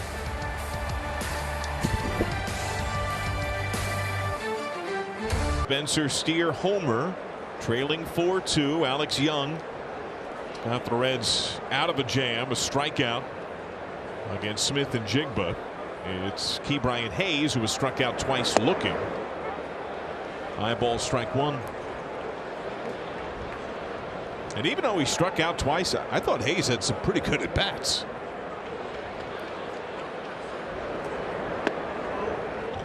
He fought off a rising 100 plus from Hunter Green multiple times in what's normally a finishing pitch. I think that's what you always want to see from your hitters, regardless of what the result is. You want to see good, solid, professional at bats. Hot shot to short. Barrero makes the play. Our storylines presented by Elk and Elk. This marks the 7th consecutive season a different player has started at shortstop on opening day. It's the longest streak at the shortstop position for the Reds since at least 1900. Boy, you missed the days of Barry Larkin and Davey Concepcion. Wow. That's for sure.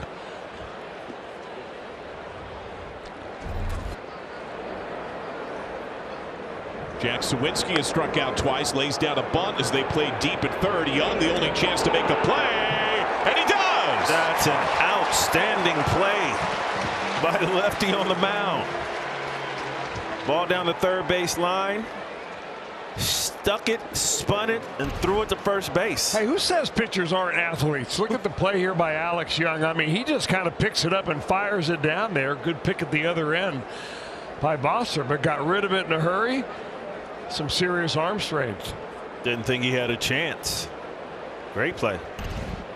Now the speedy G1 Abe. Bunt hit, laced double. Strike 1.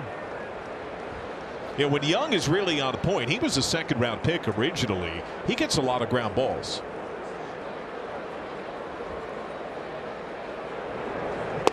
A lot of strike 1s. And I think that's what it is. It's not velocity. It's maybe low to mid 90s. But it's strike 1. Most important pitch in the game. Strike 1. He seemed to slow his swing. And he lifts it right to Friedel. 1-2-3 against Young.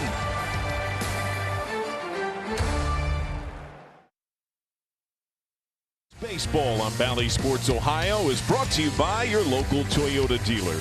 Visit buyatoyota.com. Toyota, let's go places.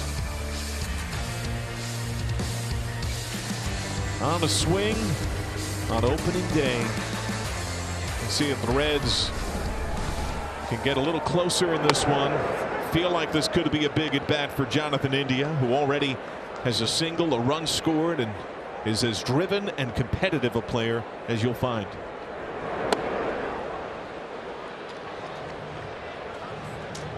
And he is the guest on the initial Gym Day podcast of the year.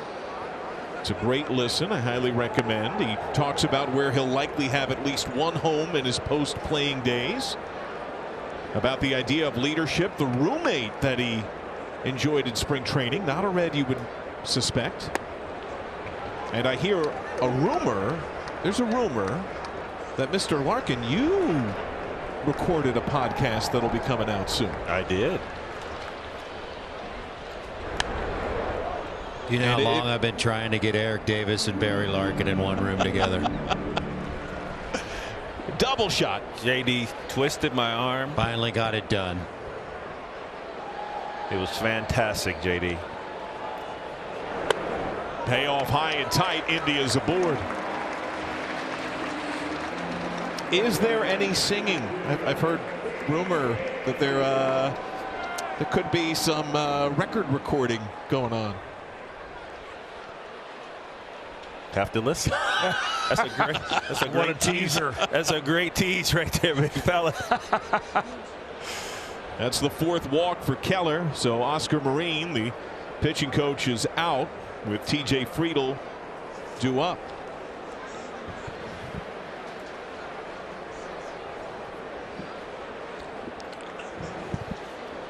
Now, it's only a 2-run game. You got India, who has some quicks at first, and Friedl, who's a multi-dimensional threat at the plate. I think they want to stem whatever they can as quickly as they can. The Pirates, you know, they lost 6 of the first 7 starts that Mitch Keller pitched for them at the beginning of last year. And they're trying to erase that memory, but they're also trying to stay out of their bullpen and leave this guy out there because he's probably better than the middle reliever that they will bring in.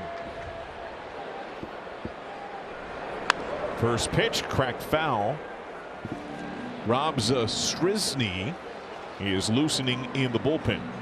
Now they got double barrel going. Dowry Moretta as well.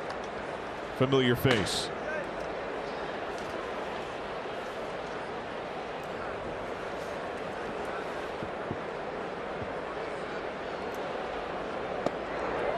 That's a tough pitch.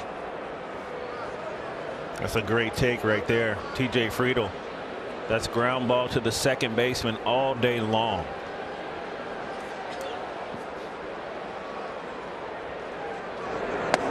Check swing away.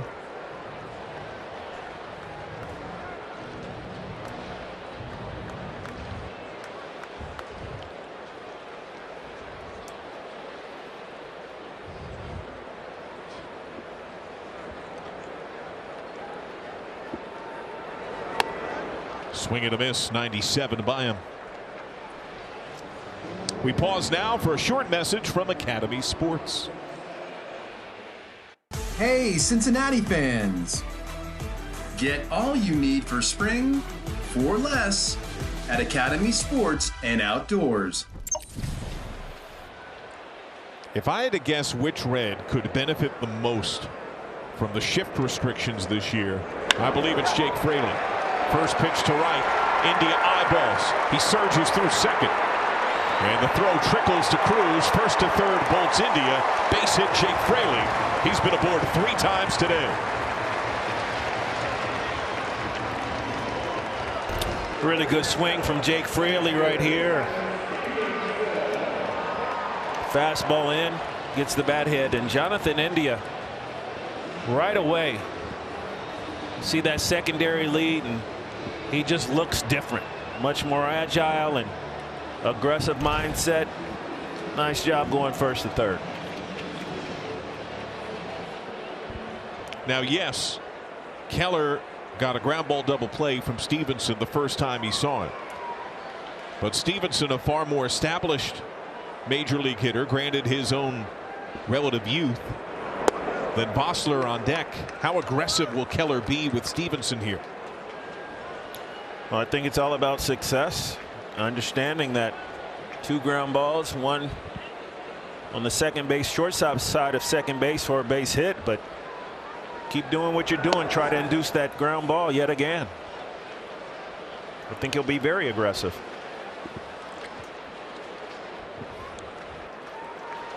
J.R. House briefly in the year of India. Runner off from first and it's fouled back. And that's one way to stay out of the double play. You got a guy like Tyler Stevenson that can put the ball in play. I don't think that was a hit and run. I think it was a run. And if you decide to hit it, go ahead and hit it. But that's what we're talking about, a little more aggressiveness with these athletes.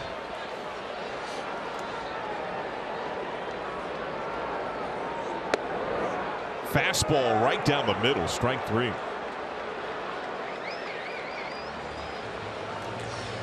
Keller's doing a nice job of adding and subtracting speed. Talked about that early on, and that fastball just got on him before he could read it. It's not an easy time of day to see the baseball either. When the field is in shadow, like home plate area, even the pitcher, but then the batter's eye is very bright and shiny back there. A lot of hitters will tell you that it's very, you can't really pick up the spin. And there is spin, and strike 1 out of Bosler.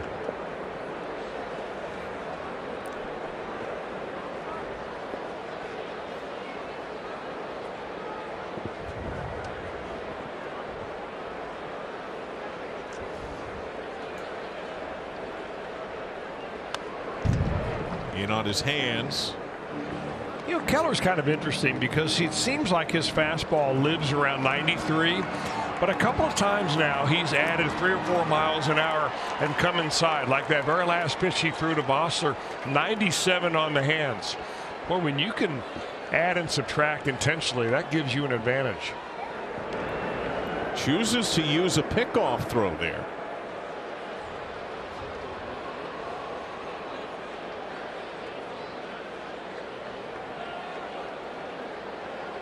Hayes plays well off the line at third with the left-handed hitter. Fraley goes. Roped. Fair ball! Inside of a chalk. India scores. Fraley and staggered at second. He rips around third. The windmill on. It's bobbled in right. Right through second. Shoots Bosler. Fraley scores. Bosler to third. Tied at 4.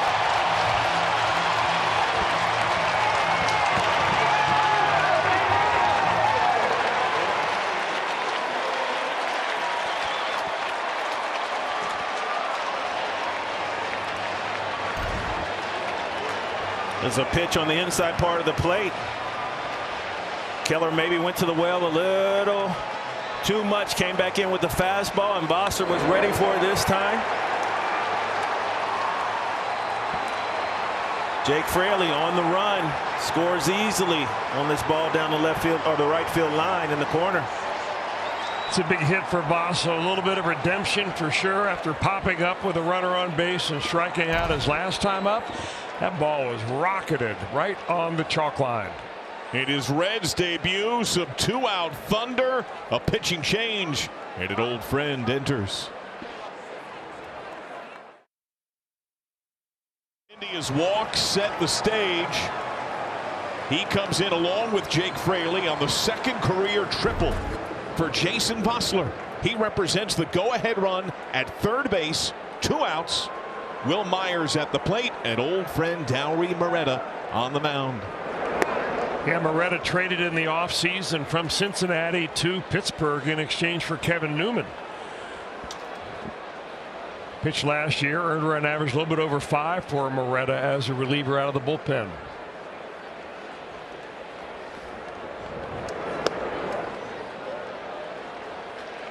Myers 2 strikeouts today. Moretta, his numbers with the Reds. Yeah, one interesting note on, look at the number of home runs that Moretta had in only 38 innings, 10 bombs. 3-0.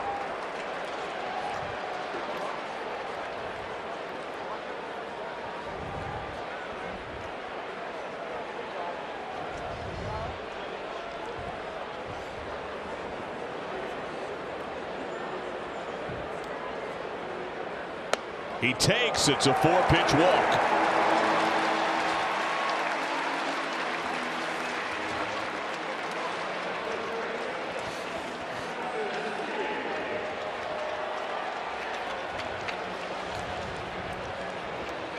Well, Spencer Steer aboard twice. He has walked, he has homered.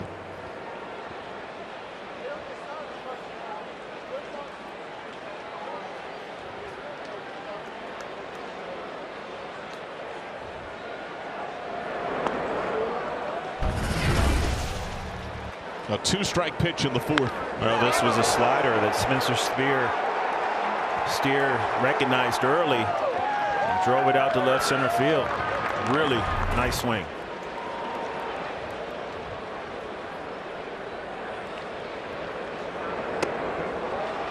Moretta seems to be off. Yeah, he's just trying too hard, and you got to figure there's a lot of things going through his brain right now. Number one, coming in on opening day, you're in a tie ball game. You've got a runner at third base. You're pitching against your old team, which is never an easy thing to do. We'll also consider that his numbers, because of the limited number of innings, as you pointed out, were marred by 2 terrible days. Yeah. That came against Milwaukee and against the Mets, and both came in this ballpark when in a combined 1 inning, he gave up 10 runs.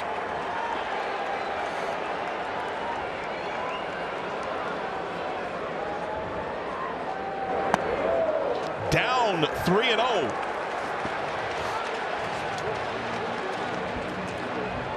You giving him the green light here, Clark? Absolutely.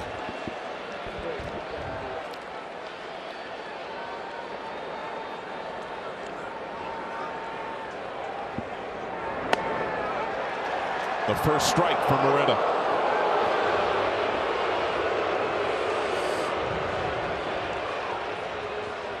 I think I just saw the entire crowd flail its hand and flick the wrist.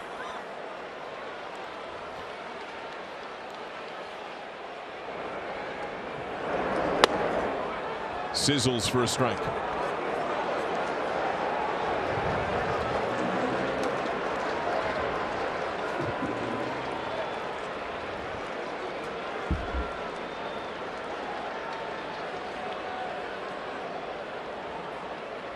Myers goes. Bounce down. Bases loaded.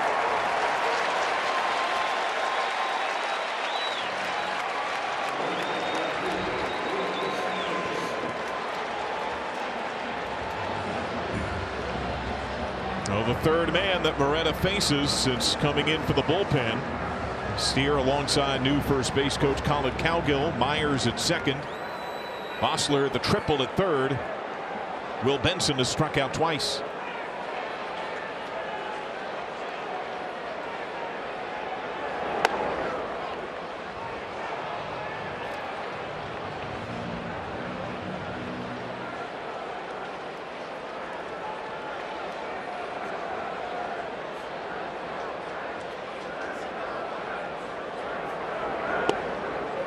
One and one.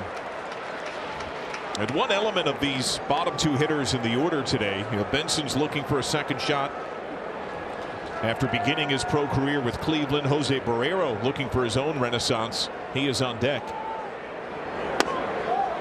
Each is just 24 years old.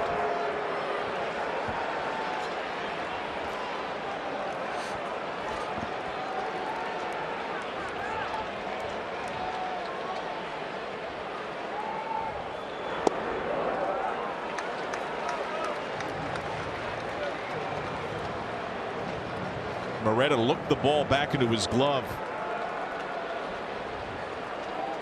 Benson did not seem comfortable on that take.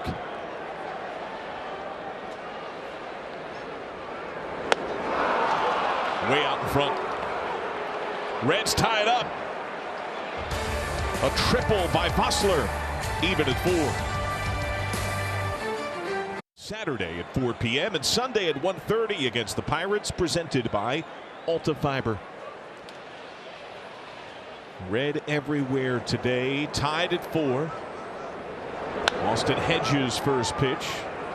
Loop to shallow right. Myers shades on. 1 away.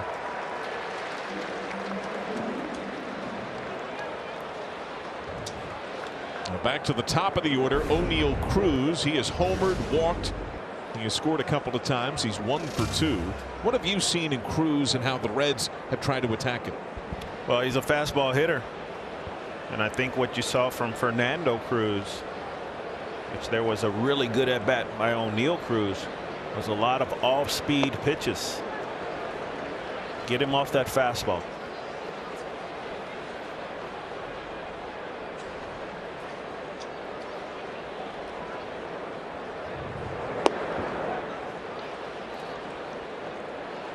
The Reds have Derek Law warming.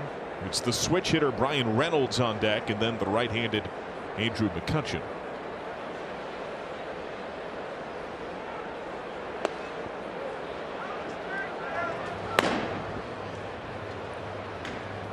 Reds really like Derek Law.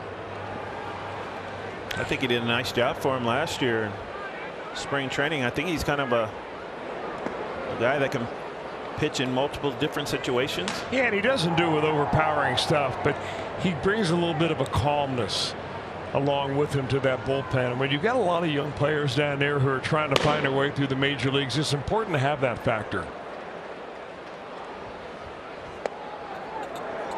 A walk.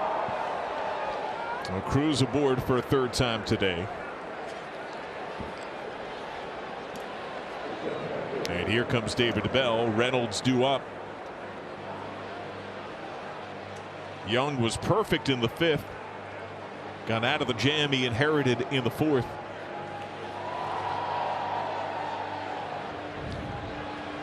That's going to be all for him today. A very strong effort in his initial outing with the Reds. Pirates, our FanDuel live run total update. Pre-game was at 8.5, but some runs on the board, currently at 11.5. Derek Law, with a man on, is in. Found a nice home here in Cincinnati, even though he was taken off the roster after the season last year by the Reds. Makes the team this year, opening day.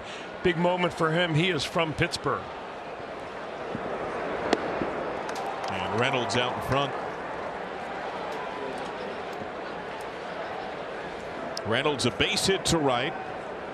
Grounded out on a nice play by Barrero. He walked bases loaded his last time.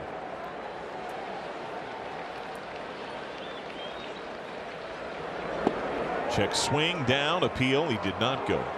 And I think Derek Law, much like Alex Young, two guys don't do it necessarily with velocity. Pitch to contact guys, but with the ability to spin it and get a strikeout here and there.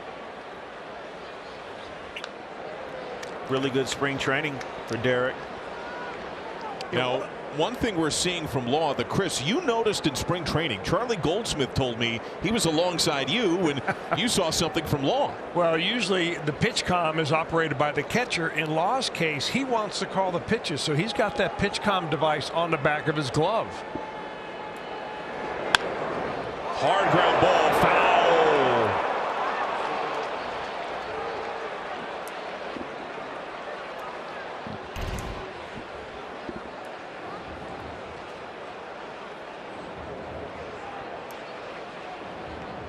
Would you have called your own pitches?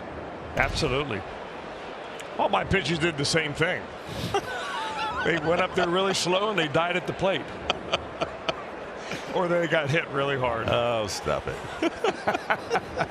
He was throwing a hundo, right? He was. Add them two together.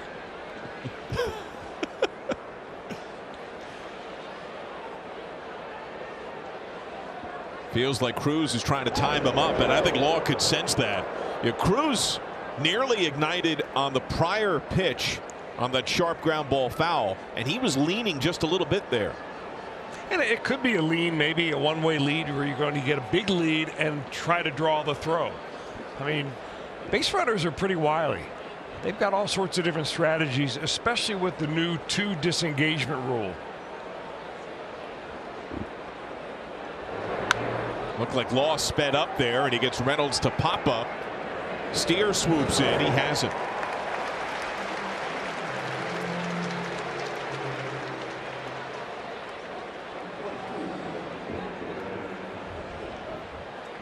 Now a tough nut to crack. Andrew McCutchen today, 3 walks, 1 with the bases loaded. He has shown incredible patience.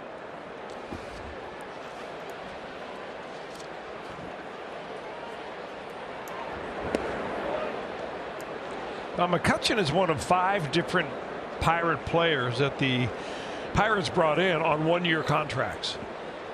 And they increased their payroll about 20% from last year to this year. And McCutchen 1-year deal, coming back home after 9 years as a Pirate earlier in his career. Hit well to center. Through second, Cruz. Friedel throw to third, offline. Cruz lost the helmet, kept his instep of his left cleat on the bag. A base hit, McCutchen. Here are the guys that they brought in. They brought in Andrew McCutchen. He was a free agent. Carlos Santana, also a free agent. Rich Hill, we'll see him on Saturday. They paid him the most of $8 million as a free agent contract. Austin Hedges from the Guardians and Ji-Man Choi from the Rays.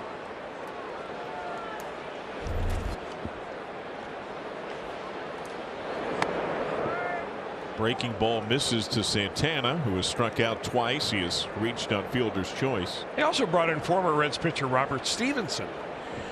He unfortunately is on the injured list right now with an arm problem. Cruz a big lead at third. Throw to first.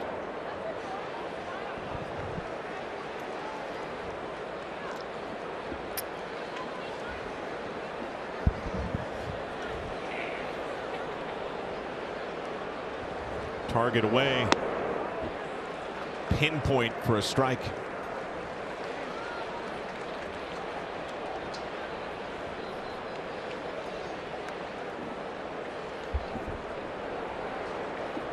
McCutchen's off. The pitch lifted. Barrero.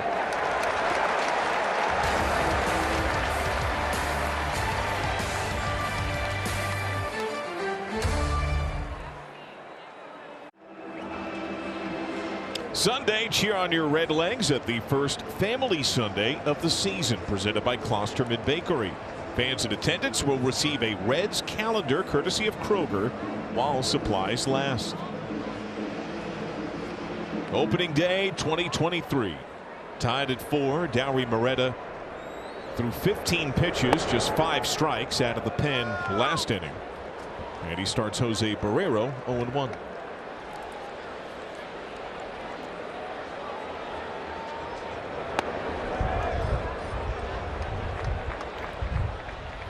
As the sun continues to fade, the wind has picked up a bit, flutters some of our papers and the bunting upstairs. 3-pitch K.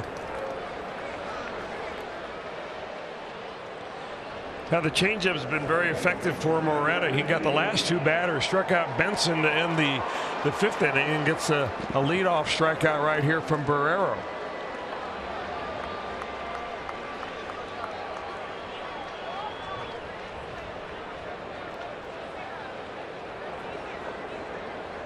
So they caused India there to take his 1 timeout.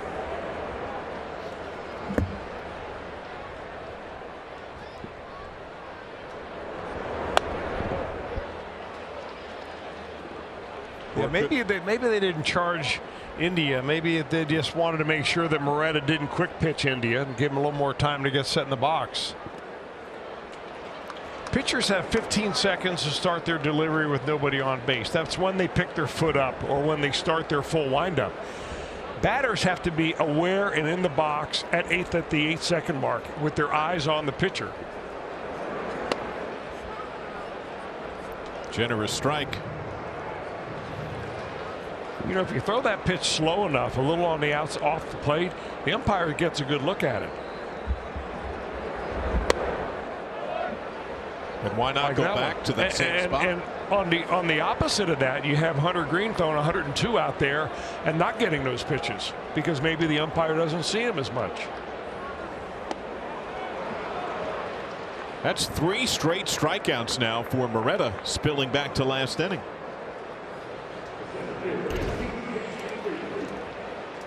Well, the wide strikes kind of set it up right there. India has to be thinking, huh, that can't be a strike, can it? And just can't wait back long enough. That's going to be all for Moretta.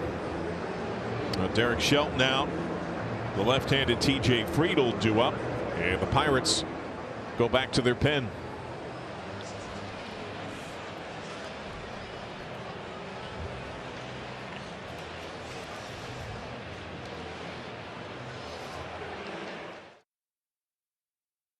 6. Nobody on and 2 down. The left-handed TJ Friedel standing in for the Reds, and he'll take on the left-handed Rob Zastryzny.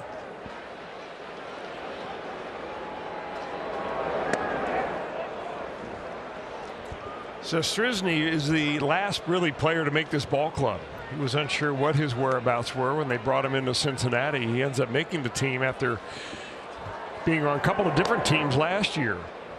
He was with the Angels, was with the Mets, now 31 years old, from Edmonton, Canada.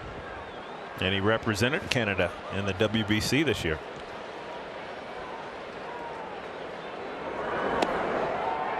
He started the game against Mexico. He had been out of the big leagues for several seasons before making an opening day roster for the first time in a decade.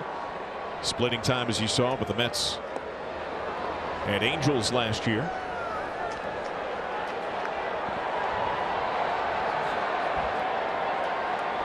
Reds have a lot of left-handed hitters in their outfield. At some point, they're going to need some left-handed hitters to hit lefties. Strike 3.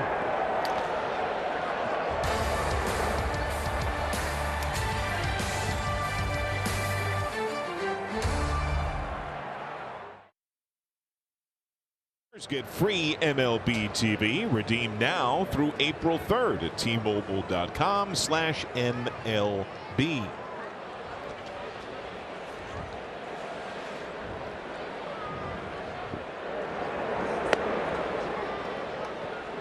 Strike 1 on Kanan Smith and Jigba, who has bookended a base hit with a couple of strikeouts.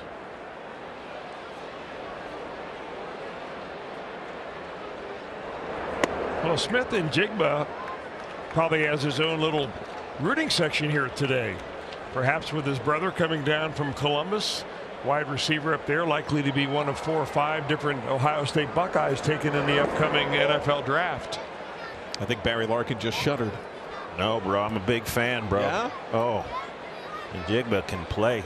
Jackson, boy. Wow.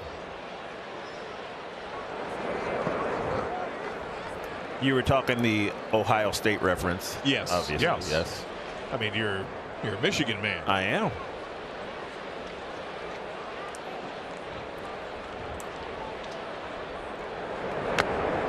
Fouled into the glove. So that's the first strikeout for Law.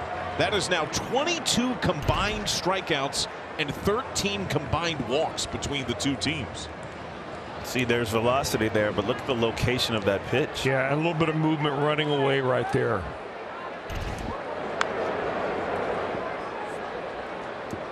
Strike 1 on Ke'Bryan Hayes.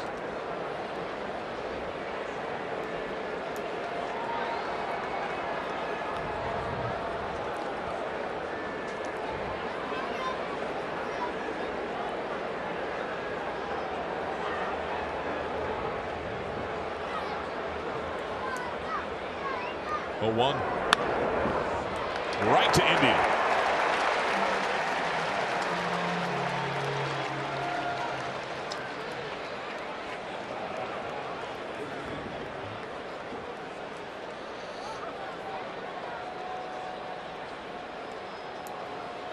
Jack Sawinski has power. He has struck out twice today and was nullified by the fielding prowess of Alex Young.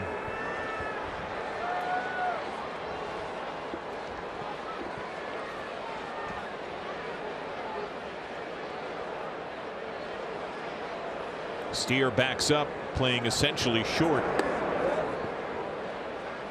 That's something, Lark, you pointed out earlier. Yes, there are restrictions on the shift, but what the Reds are playing right now is basically a shift. Basically.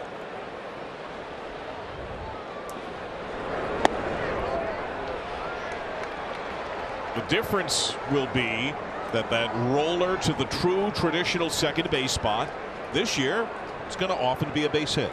Well, we saw that earlier. Base hit, bunt base hit to second base. India on the backhand.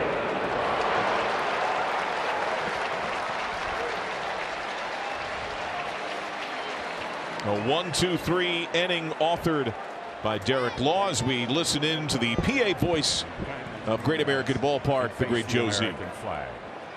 Fans, before we gather in song today, we first pause to recognize the terrible tragedy that unfolded within Reds country earlier this week in Nashville, Tennessee.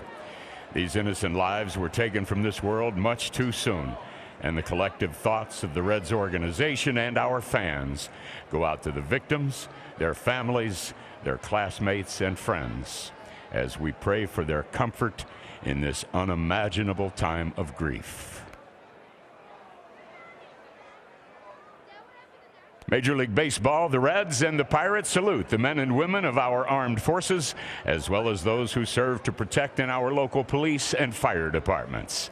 At this time, please help us honor these brave men and women and all our veterans of service, and welcome retired Technical Sergeant Felita LaRock from the United States Air Force as she leads us in the singing of God Bless America.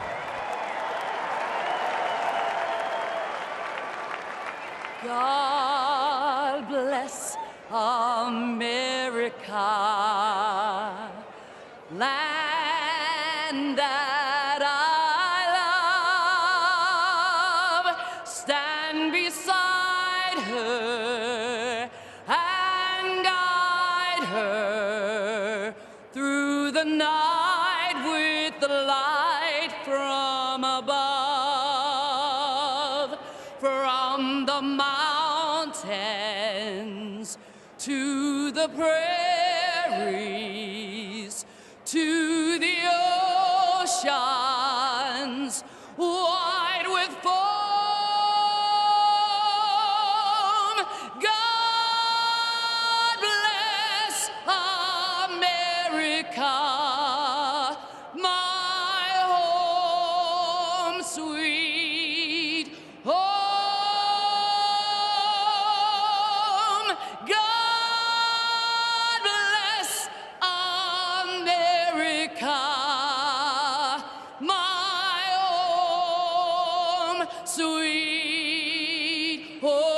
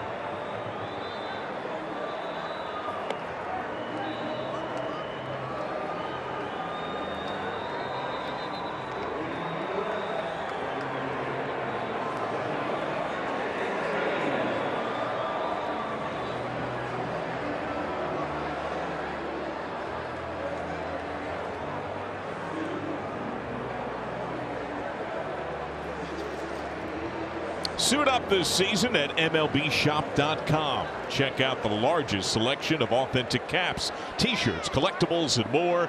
Gear up with the Cincinnati Reds at MLBshop.com. There's lots of great Reds gear in the house today. Jake Fraley aboard in all 3 plate appearances. A couple of hits and a walk. Strike 1.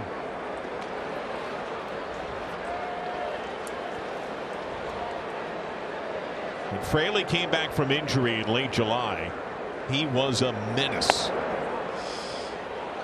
What was different about Fraley down the stretch of last year? Yeah, I thought it was just his aggressiveness, and we've seen it today in the ball game, swinging the bats, but on the base paths as well.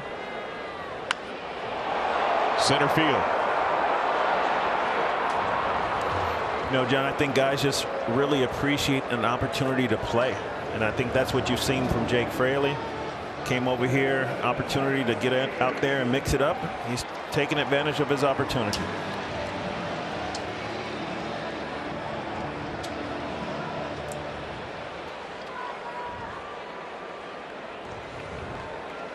Tyler Stevenson, a base hit. He is 1 for 3.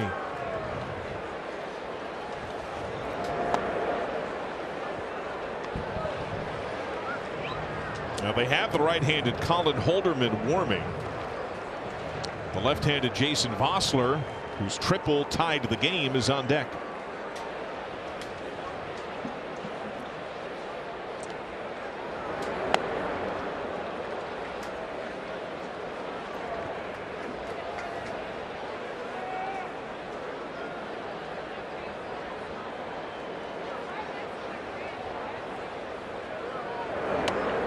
Way outside.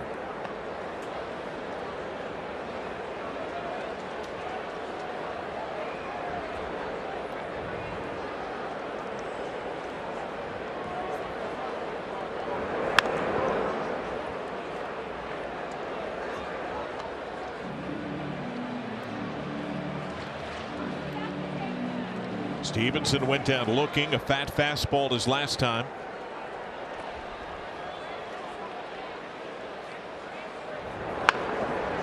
Rolled to short. We pause now for a word from Kia. The Kia Sportage X Pro. Now, the Reds haven't posted a hit since Jason Vossler recorded his second career triple, deadlocked the game in the 5th.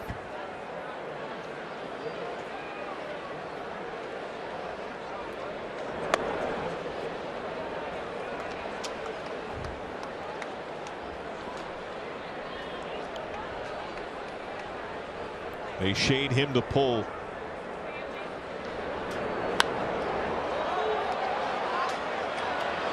Hedges has it.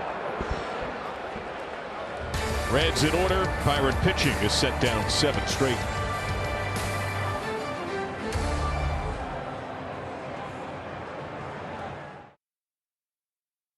The telecast is presented by authority of the Cincinnati Reds and may not be reproduced or retransmitted in any form, and the accounts and descriptions of this game may not be disseminated without the express written consent of the Reds.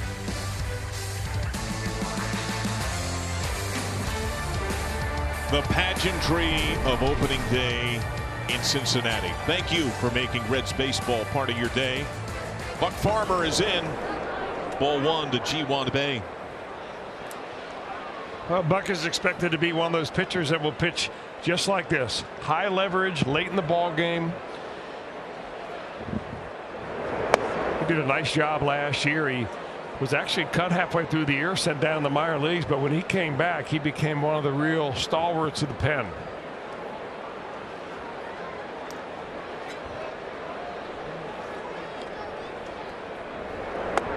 And Chris, when he came back last year, it was noticeably different.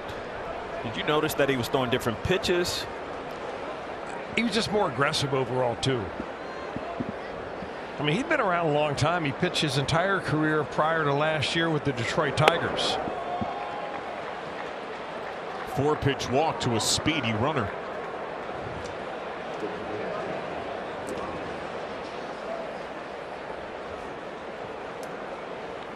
Before and after, yeah. Before and after is such a big difference right there, you know, and you never really know. I mean, for a guy that spent his whole career with one team, then you get it with a new one, maybe that had something to do with kind of the break-in period of last year. But he finished strong, and he's in a good spot now. Runner off, bunt yank back, ball lost by Stevenson. A slide into second as Bay claims it.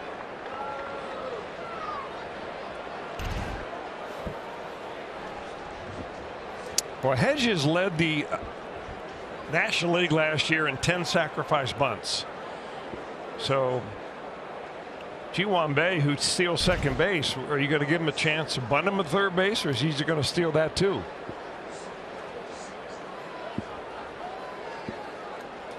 Guy's a road runner. Corners creep in. Bunt shown. Bae went a third of the way and retreats.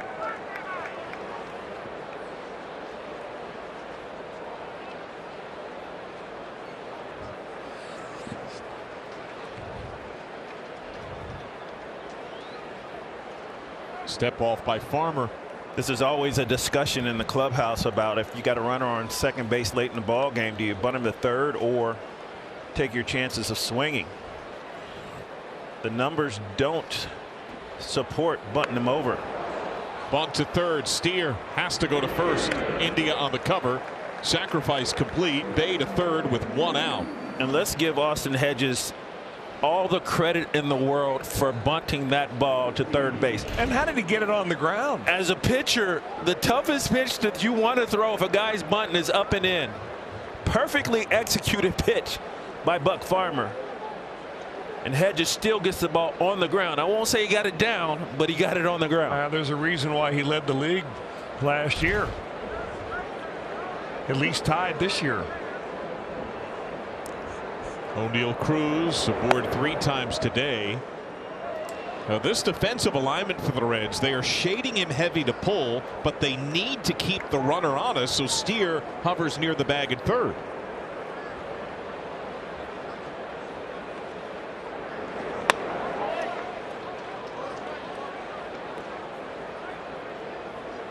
By the way, it was just announced in the house today. 44,063 fans, a new Great American Ballpark regular season record. Love to see that. 44 grand. Come on back for more. Yes, indeed. Off day tomorrow. Think we'll get 30. 35 this weekend. I hope and think so. Swing and a miss. How about that? A 3-0 off-speed pitch, knowing that O'Neill Cruz had the green light.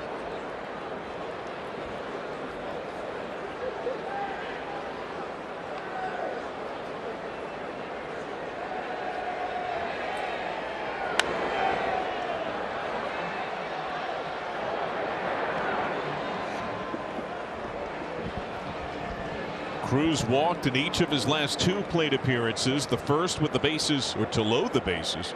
That was on a payoff. He's also homered.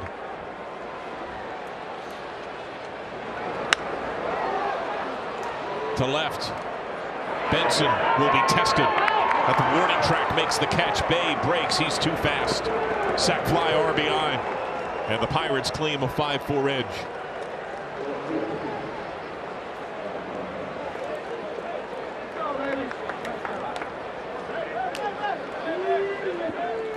Walks and speed. I'm telling you, you got on first base. Bae gets on first base, still second base. Austin Hedges does a great job. Sacrifice, and then another sacrifice fly by O'Neill Cruz.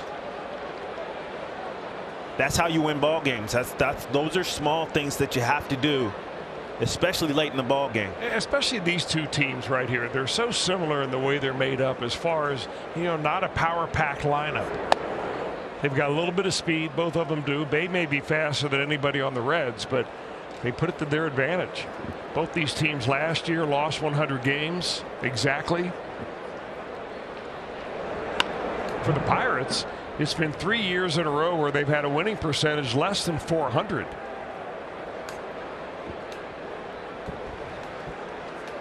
Pirates won the draft lottery. They will actually draft in the first spot when the amateur draft comes around this year, even though they lost exactly 100.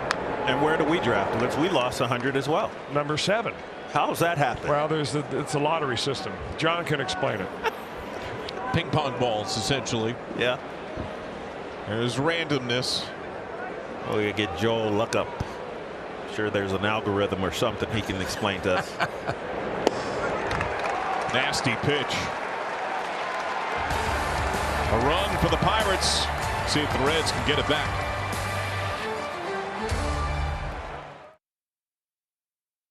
Baseball on Valley Sports Ohio is brought to you by Jake Sweeney Chevrolet, serving the tri-state for over 100 years. Reds down a run in this opening day affair. 7 straight Redlegs have been retired. Will Myers standing in to face the new pitcher. It's Colin Holderman. Hard thrower. This guy is going to be one of the setup men all year long for the Pirates. Originally drafted, signed, and developed by the New York Mets. Never made it to the major leagues with them. He was released and became a free agent last year, minor league free agent. And the Pirates picked him up. He came over in the Daniel Vogelback trade.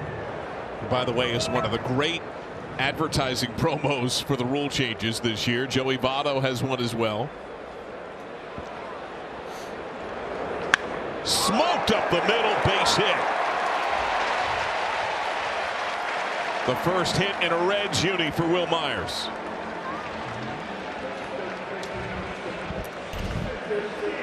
Love to see the game of baseball when a ball well struck right back up the middle past the pitcher is a base hit. I was thinking the same thing last year. That's right in the glove of the shortstop, and he flips it to first for an out. Absolutely gobbled up. Spencer Steer has walked twice in between a home run.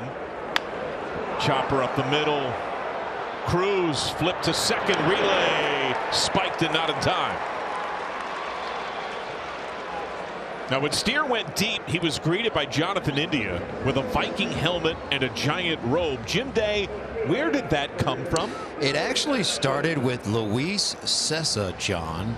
Last year he looked at Jake Fraley and said, Jake, man, you look like a Viking. You look tough. We need to be tough like Vikings. So he took it the next step in the offseason, went out and bought an authentic Viking helmet and cape, and you will see that as part of their home run celebration, at least to start the season, and you'll see an extra added twist once the player goes through the line in the dugout. Here it is. Once the player goes through the line in the dugout, you will see the players rowing behind him as it evolves. So it's a work in progress right now, but Luis Cessa was his brainchild because Jake Fraley, in his mind, looks like a Viking. Well, I could definitely see that. Now that you explain it, all the dots kind of connect. Pinch runner is in, by the way. You see Steer now in the dugout. Stuart Fairchild, so one of the faster Reds, he is in to run, representing that tying talent.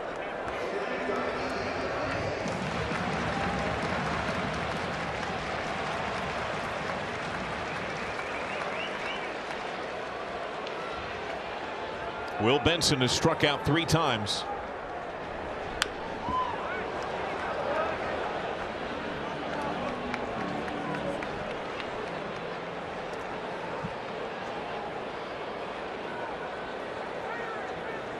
And many of the Reds have heaped praise upon new first base coach Colin Cowgill, who had time with Jake Fraley in the Seattle organization. Runner fakes. Pitch called a strike, and he himself a legend in these parts. He is in the Athletics Hall of Fame at his alma mater, the University of Kentucky. He has been in the year of Fairchild.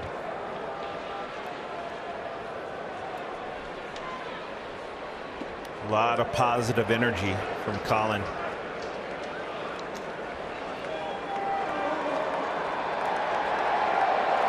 When the Reds had their second scrimmage this week, he not only coached first base, he played the outfield. Tremendous facial hair as well. Very Viking-esque, actually. Yes.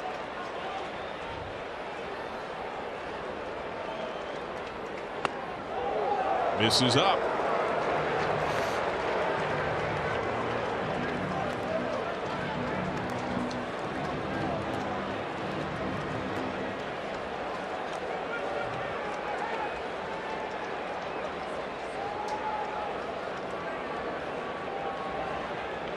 Runner goes, swing and a miss, thrown out, Cruz on the cover, he's out!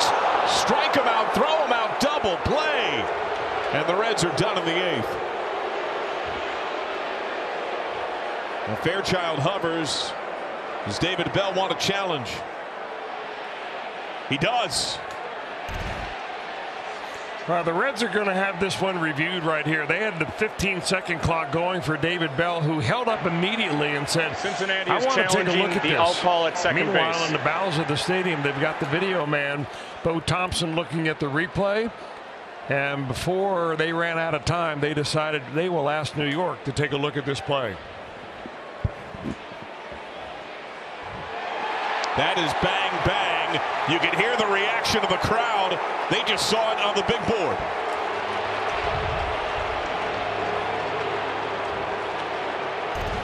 The Pirates are hovering after they see it. Smith and Jigba is already walking to right field. Colin Cowgill just clapped his hands together, resetting his perch near the first base box. It's really one of the rules that we haven't gone over very closely, John, because it's kind of a nuanced little rule where what they're trying to do is speed up the whole replay system. And part of that is speeding up the manager's decision as to whether you want to take a look at it or not. So now, immediately upon a close play, the manager has to hold up his palm to the umpire. And at that point, the clock is reset to 15 seconds, and you've got 15 seconds to review the tape and see if you want a replay or not. Here's the word. After the review, the call on the field stands. The runner is out. Cincinnati will lose their challenge.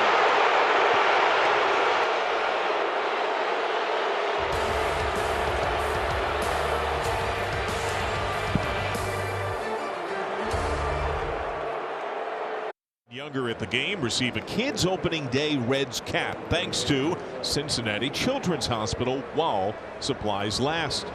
Well, they pinch ran for Spencer Steer. The dominoes of Will Benson going from left to right. The pinch runner who entered, Stuart Fairchild, remains in the game at left. First pitch up and in. Jason Bossler is now at third base. Will Myers has come in from the outfield to play first. And Ian Gibaut gets his first strike.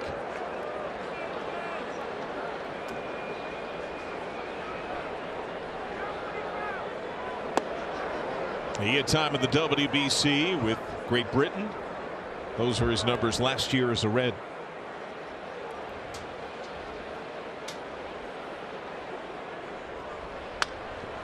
Might have broke his bat.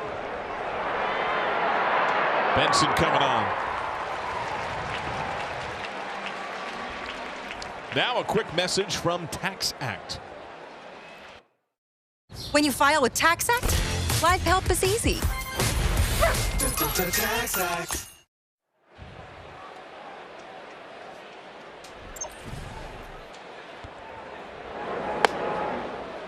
Fastball by Carlos Santana. Home ninth. It's 9-1-2 due up. Barrero, India, Friedel.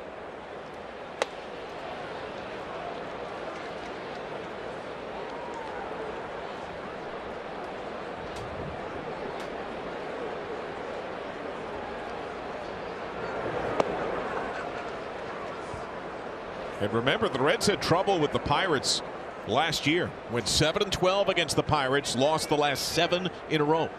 Yeah, the Pirates, like the Reds, other than beating the Reds in those 19 games, they did not have a winning record against anybody else in the division. Both of these teams are kind of beating up each other at the very bottom of the pack.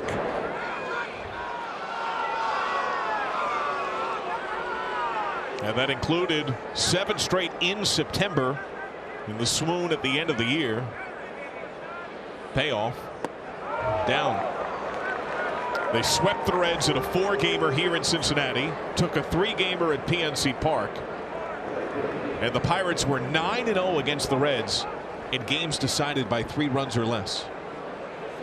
Well, in today's ball game, it could be base on balls that are going to be talked about the most post game, because 3 of the 4 runs the Pirates have scored have gotten on base via the base on ball.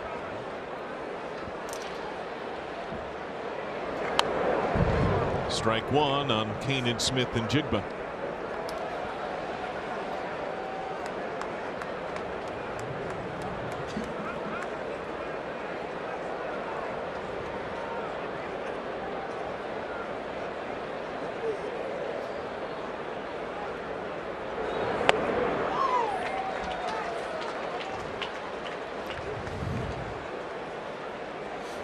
Yeah, walks a giant concern with 9 issued by the Reds today. 3 from the starter Hunter Green, 6 by the bullpen since.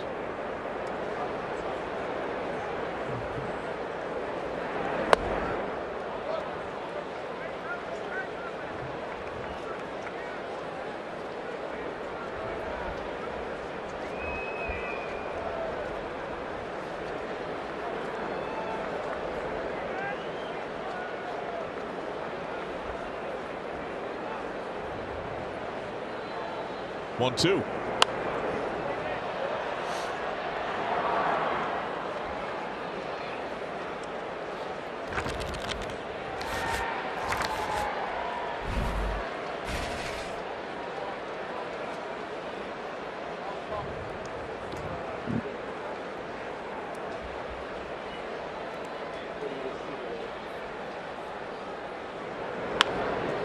Myers at first, hits the bag. Barrero tag. He's out of the baseline. Double play.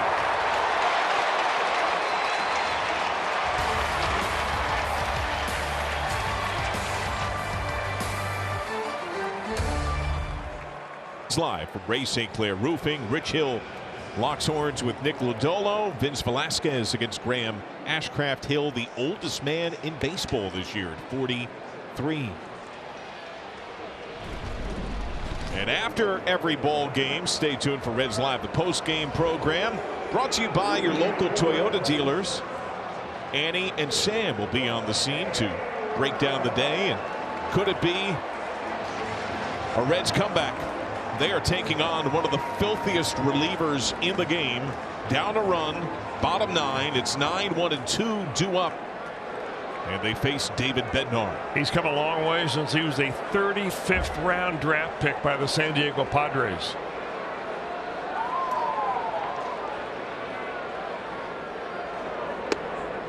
Pitch away. He was an all-star last year. Came 8th in Rookie of the Year. Before that, that was right after he was traded in a big trade that included Joe Musgrove going to San Diego. Swing and a miss. Rodolfo Castro plays at second. What does he do so well? He uses the top of the strike zone, and he throws hard. Kind of got a different delivery. You could see him kind of fling that ball kind of out of his glove when he throws the ball to the plate. Guys I've talked to have said that it's difficult. He kind of hides the ball. He kind of slings it, and he gets there in a hurry because he does throw hard.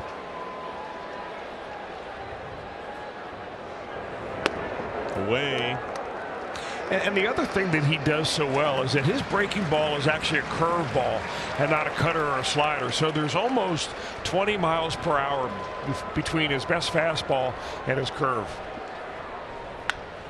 Chop to third, stuttered start. Hayes makes it look clean.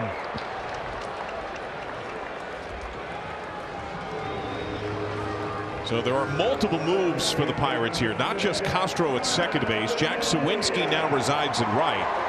And they have shifted Bay to center. So Smith and Jigba, it appears, is out of the game. Jonathan India has a base hit, a walk. He has scored twice.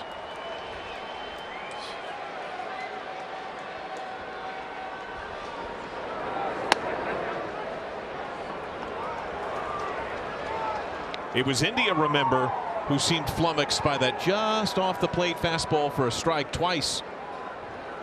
That was before his strikeout in the 6th.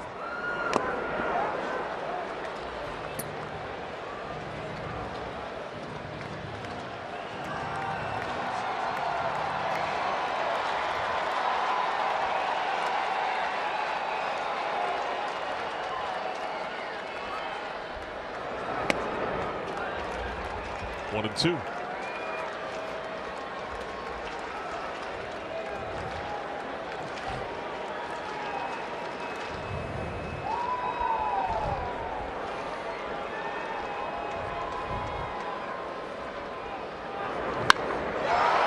To left center.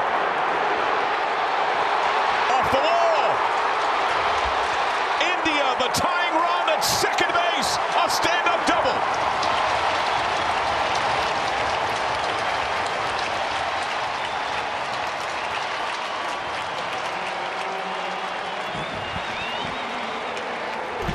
Yeah, I'm in a Jonathan India fan club too. Guy just doesn't give up. He doesn't. He just grinds out at bats, and this is what you want. This is Jonathan India of old, and celebrate, young man. Let's go. T.J. Friedel. Soft strike.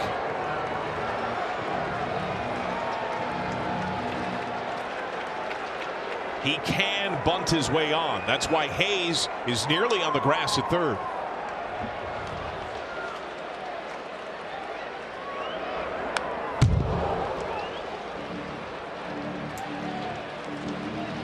The outfield plays particularly shallow, highlighted by Bay, who has excellent speed,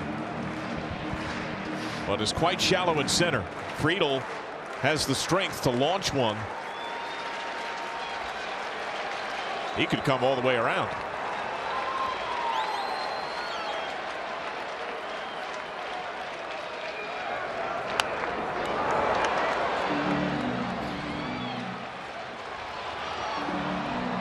Also keep in mind the home run, the great equalizer. Great American Ballpark saw 217 home runs hit last year, the most in the majors. Since this ballpark opened, more home runs hit here than anywhere else.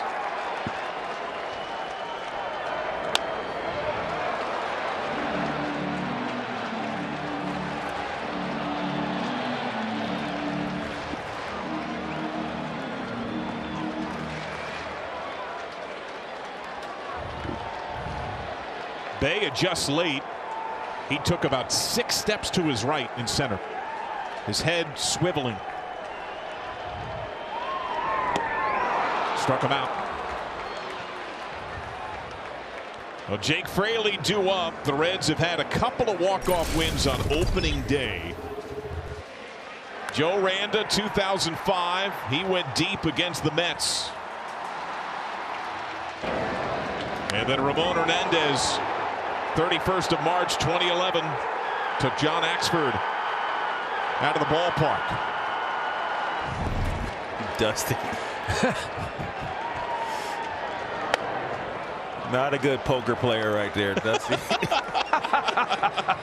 Oh boy, he enjoyed that moment. Oh, we all did. Yes, indeed. Wow.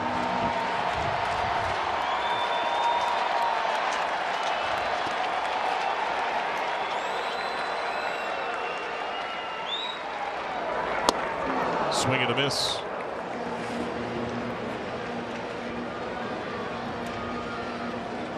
Jake Fraley and Jonathan India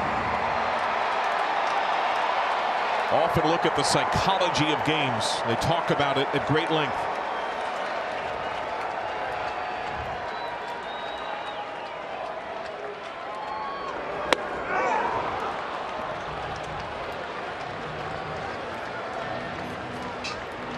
Bednar aggressive.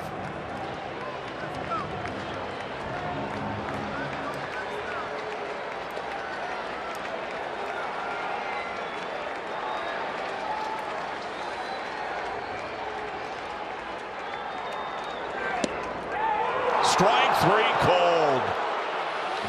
And the Reds fall in the season opener. Opening day goes to the Pirates 5-4.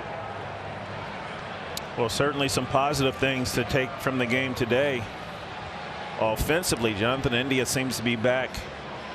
Fraley, although he strikes out on the last at bat of the game. Vossler coming up with the big base hit, the triple. But Chris, it's going to be about the pitching. The pitching has to step up this year. Yeah, it does. And I think he got pretty much what you expected from Hunter Green out there. Ran into a little bit of a problem when he had one long inning where he threw 30+ pitches. But the bullpen, you know, early in the year is always going to be taxed more when pitchers aren't built up to go deeper into ball games. And that's why the middle relief, you know, later in the year may not mean a whole lot in a game in which you win.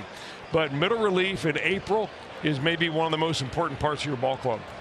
Gentlemen, great to be back with you. Didn't end the way that we would want, but baseball's back. We got 161 more. And we still have a post-game show to come. Annie and Sam are on the other side. The final in the first, 5-4.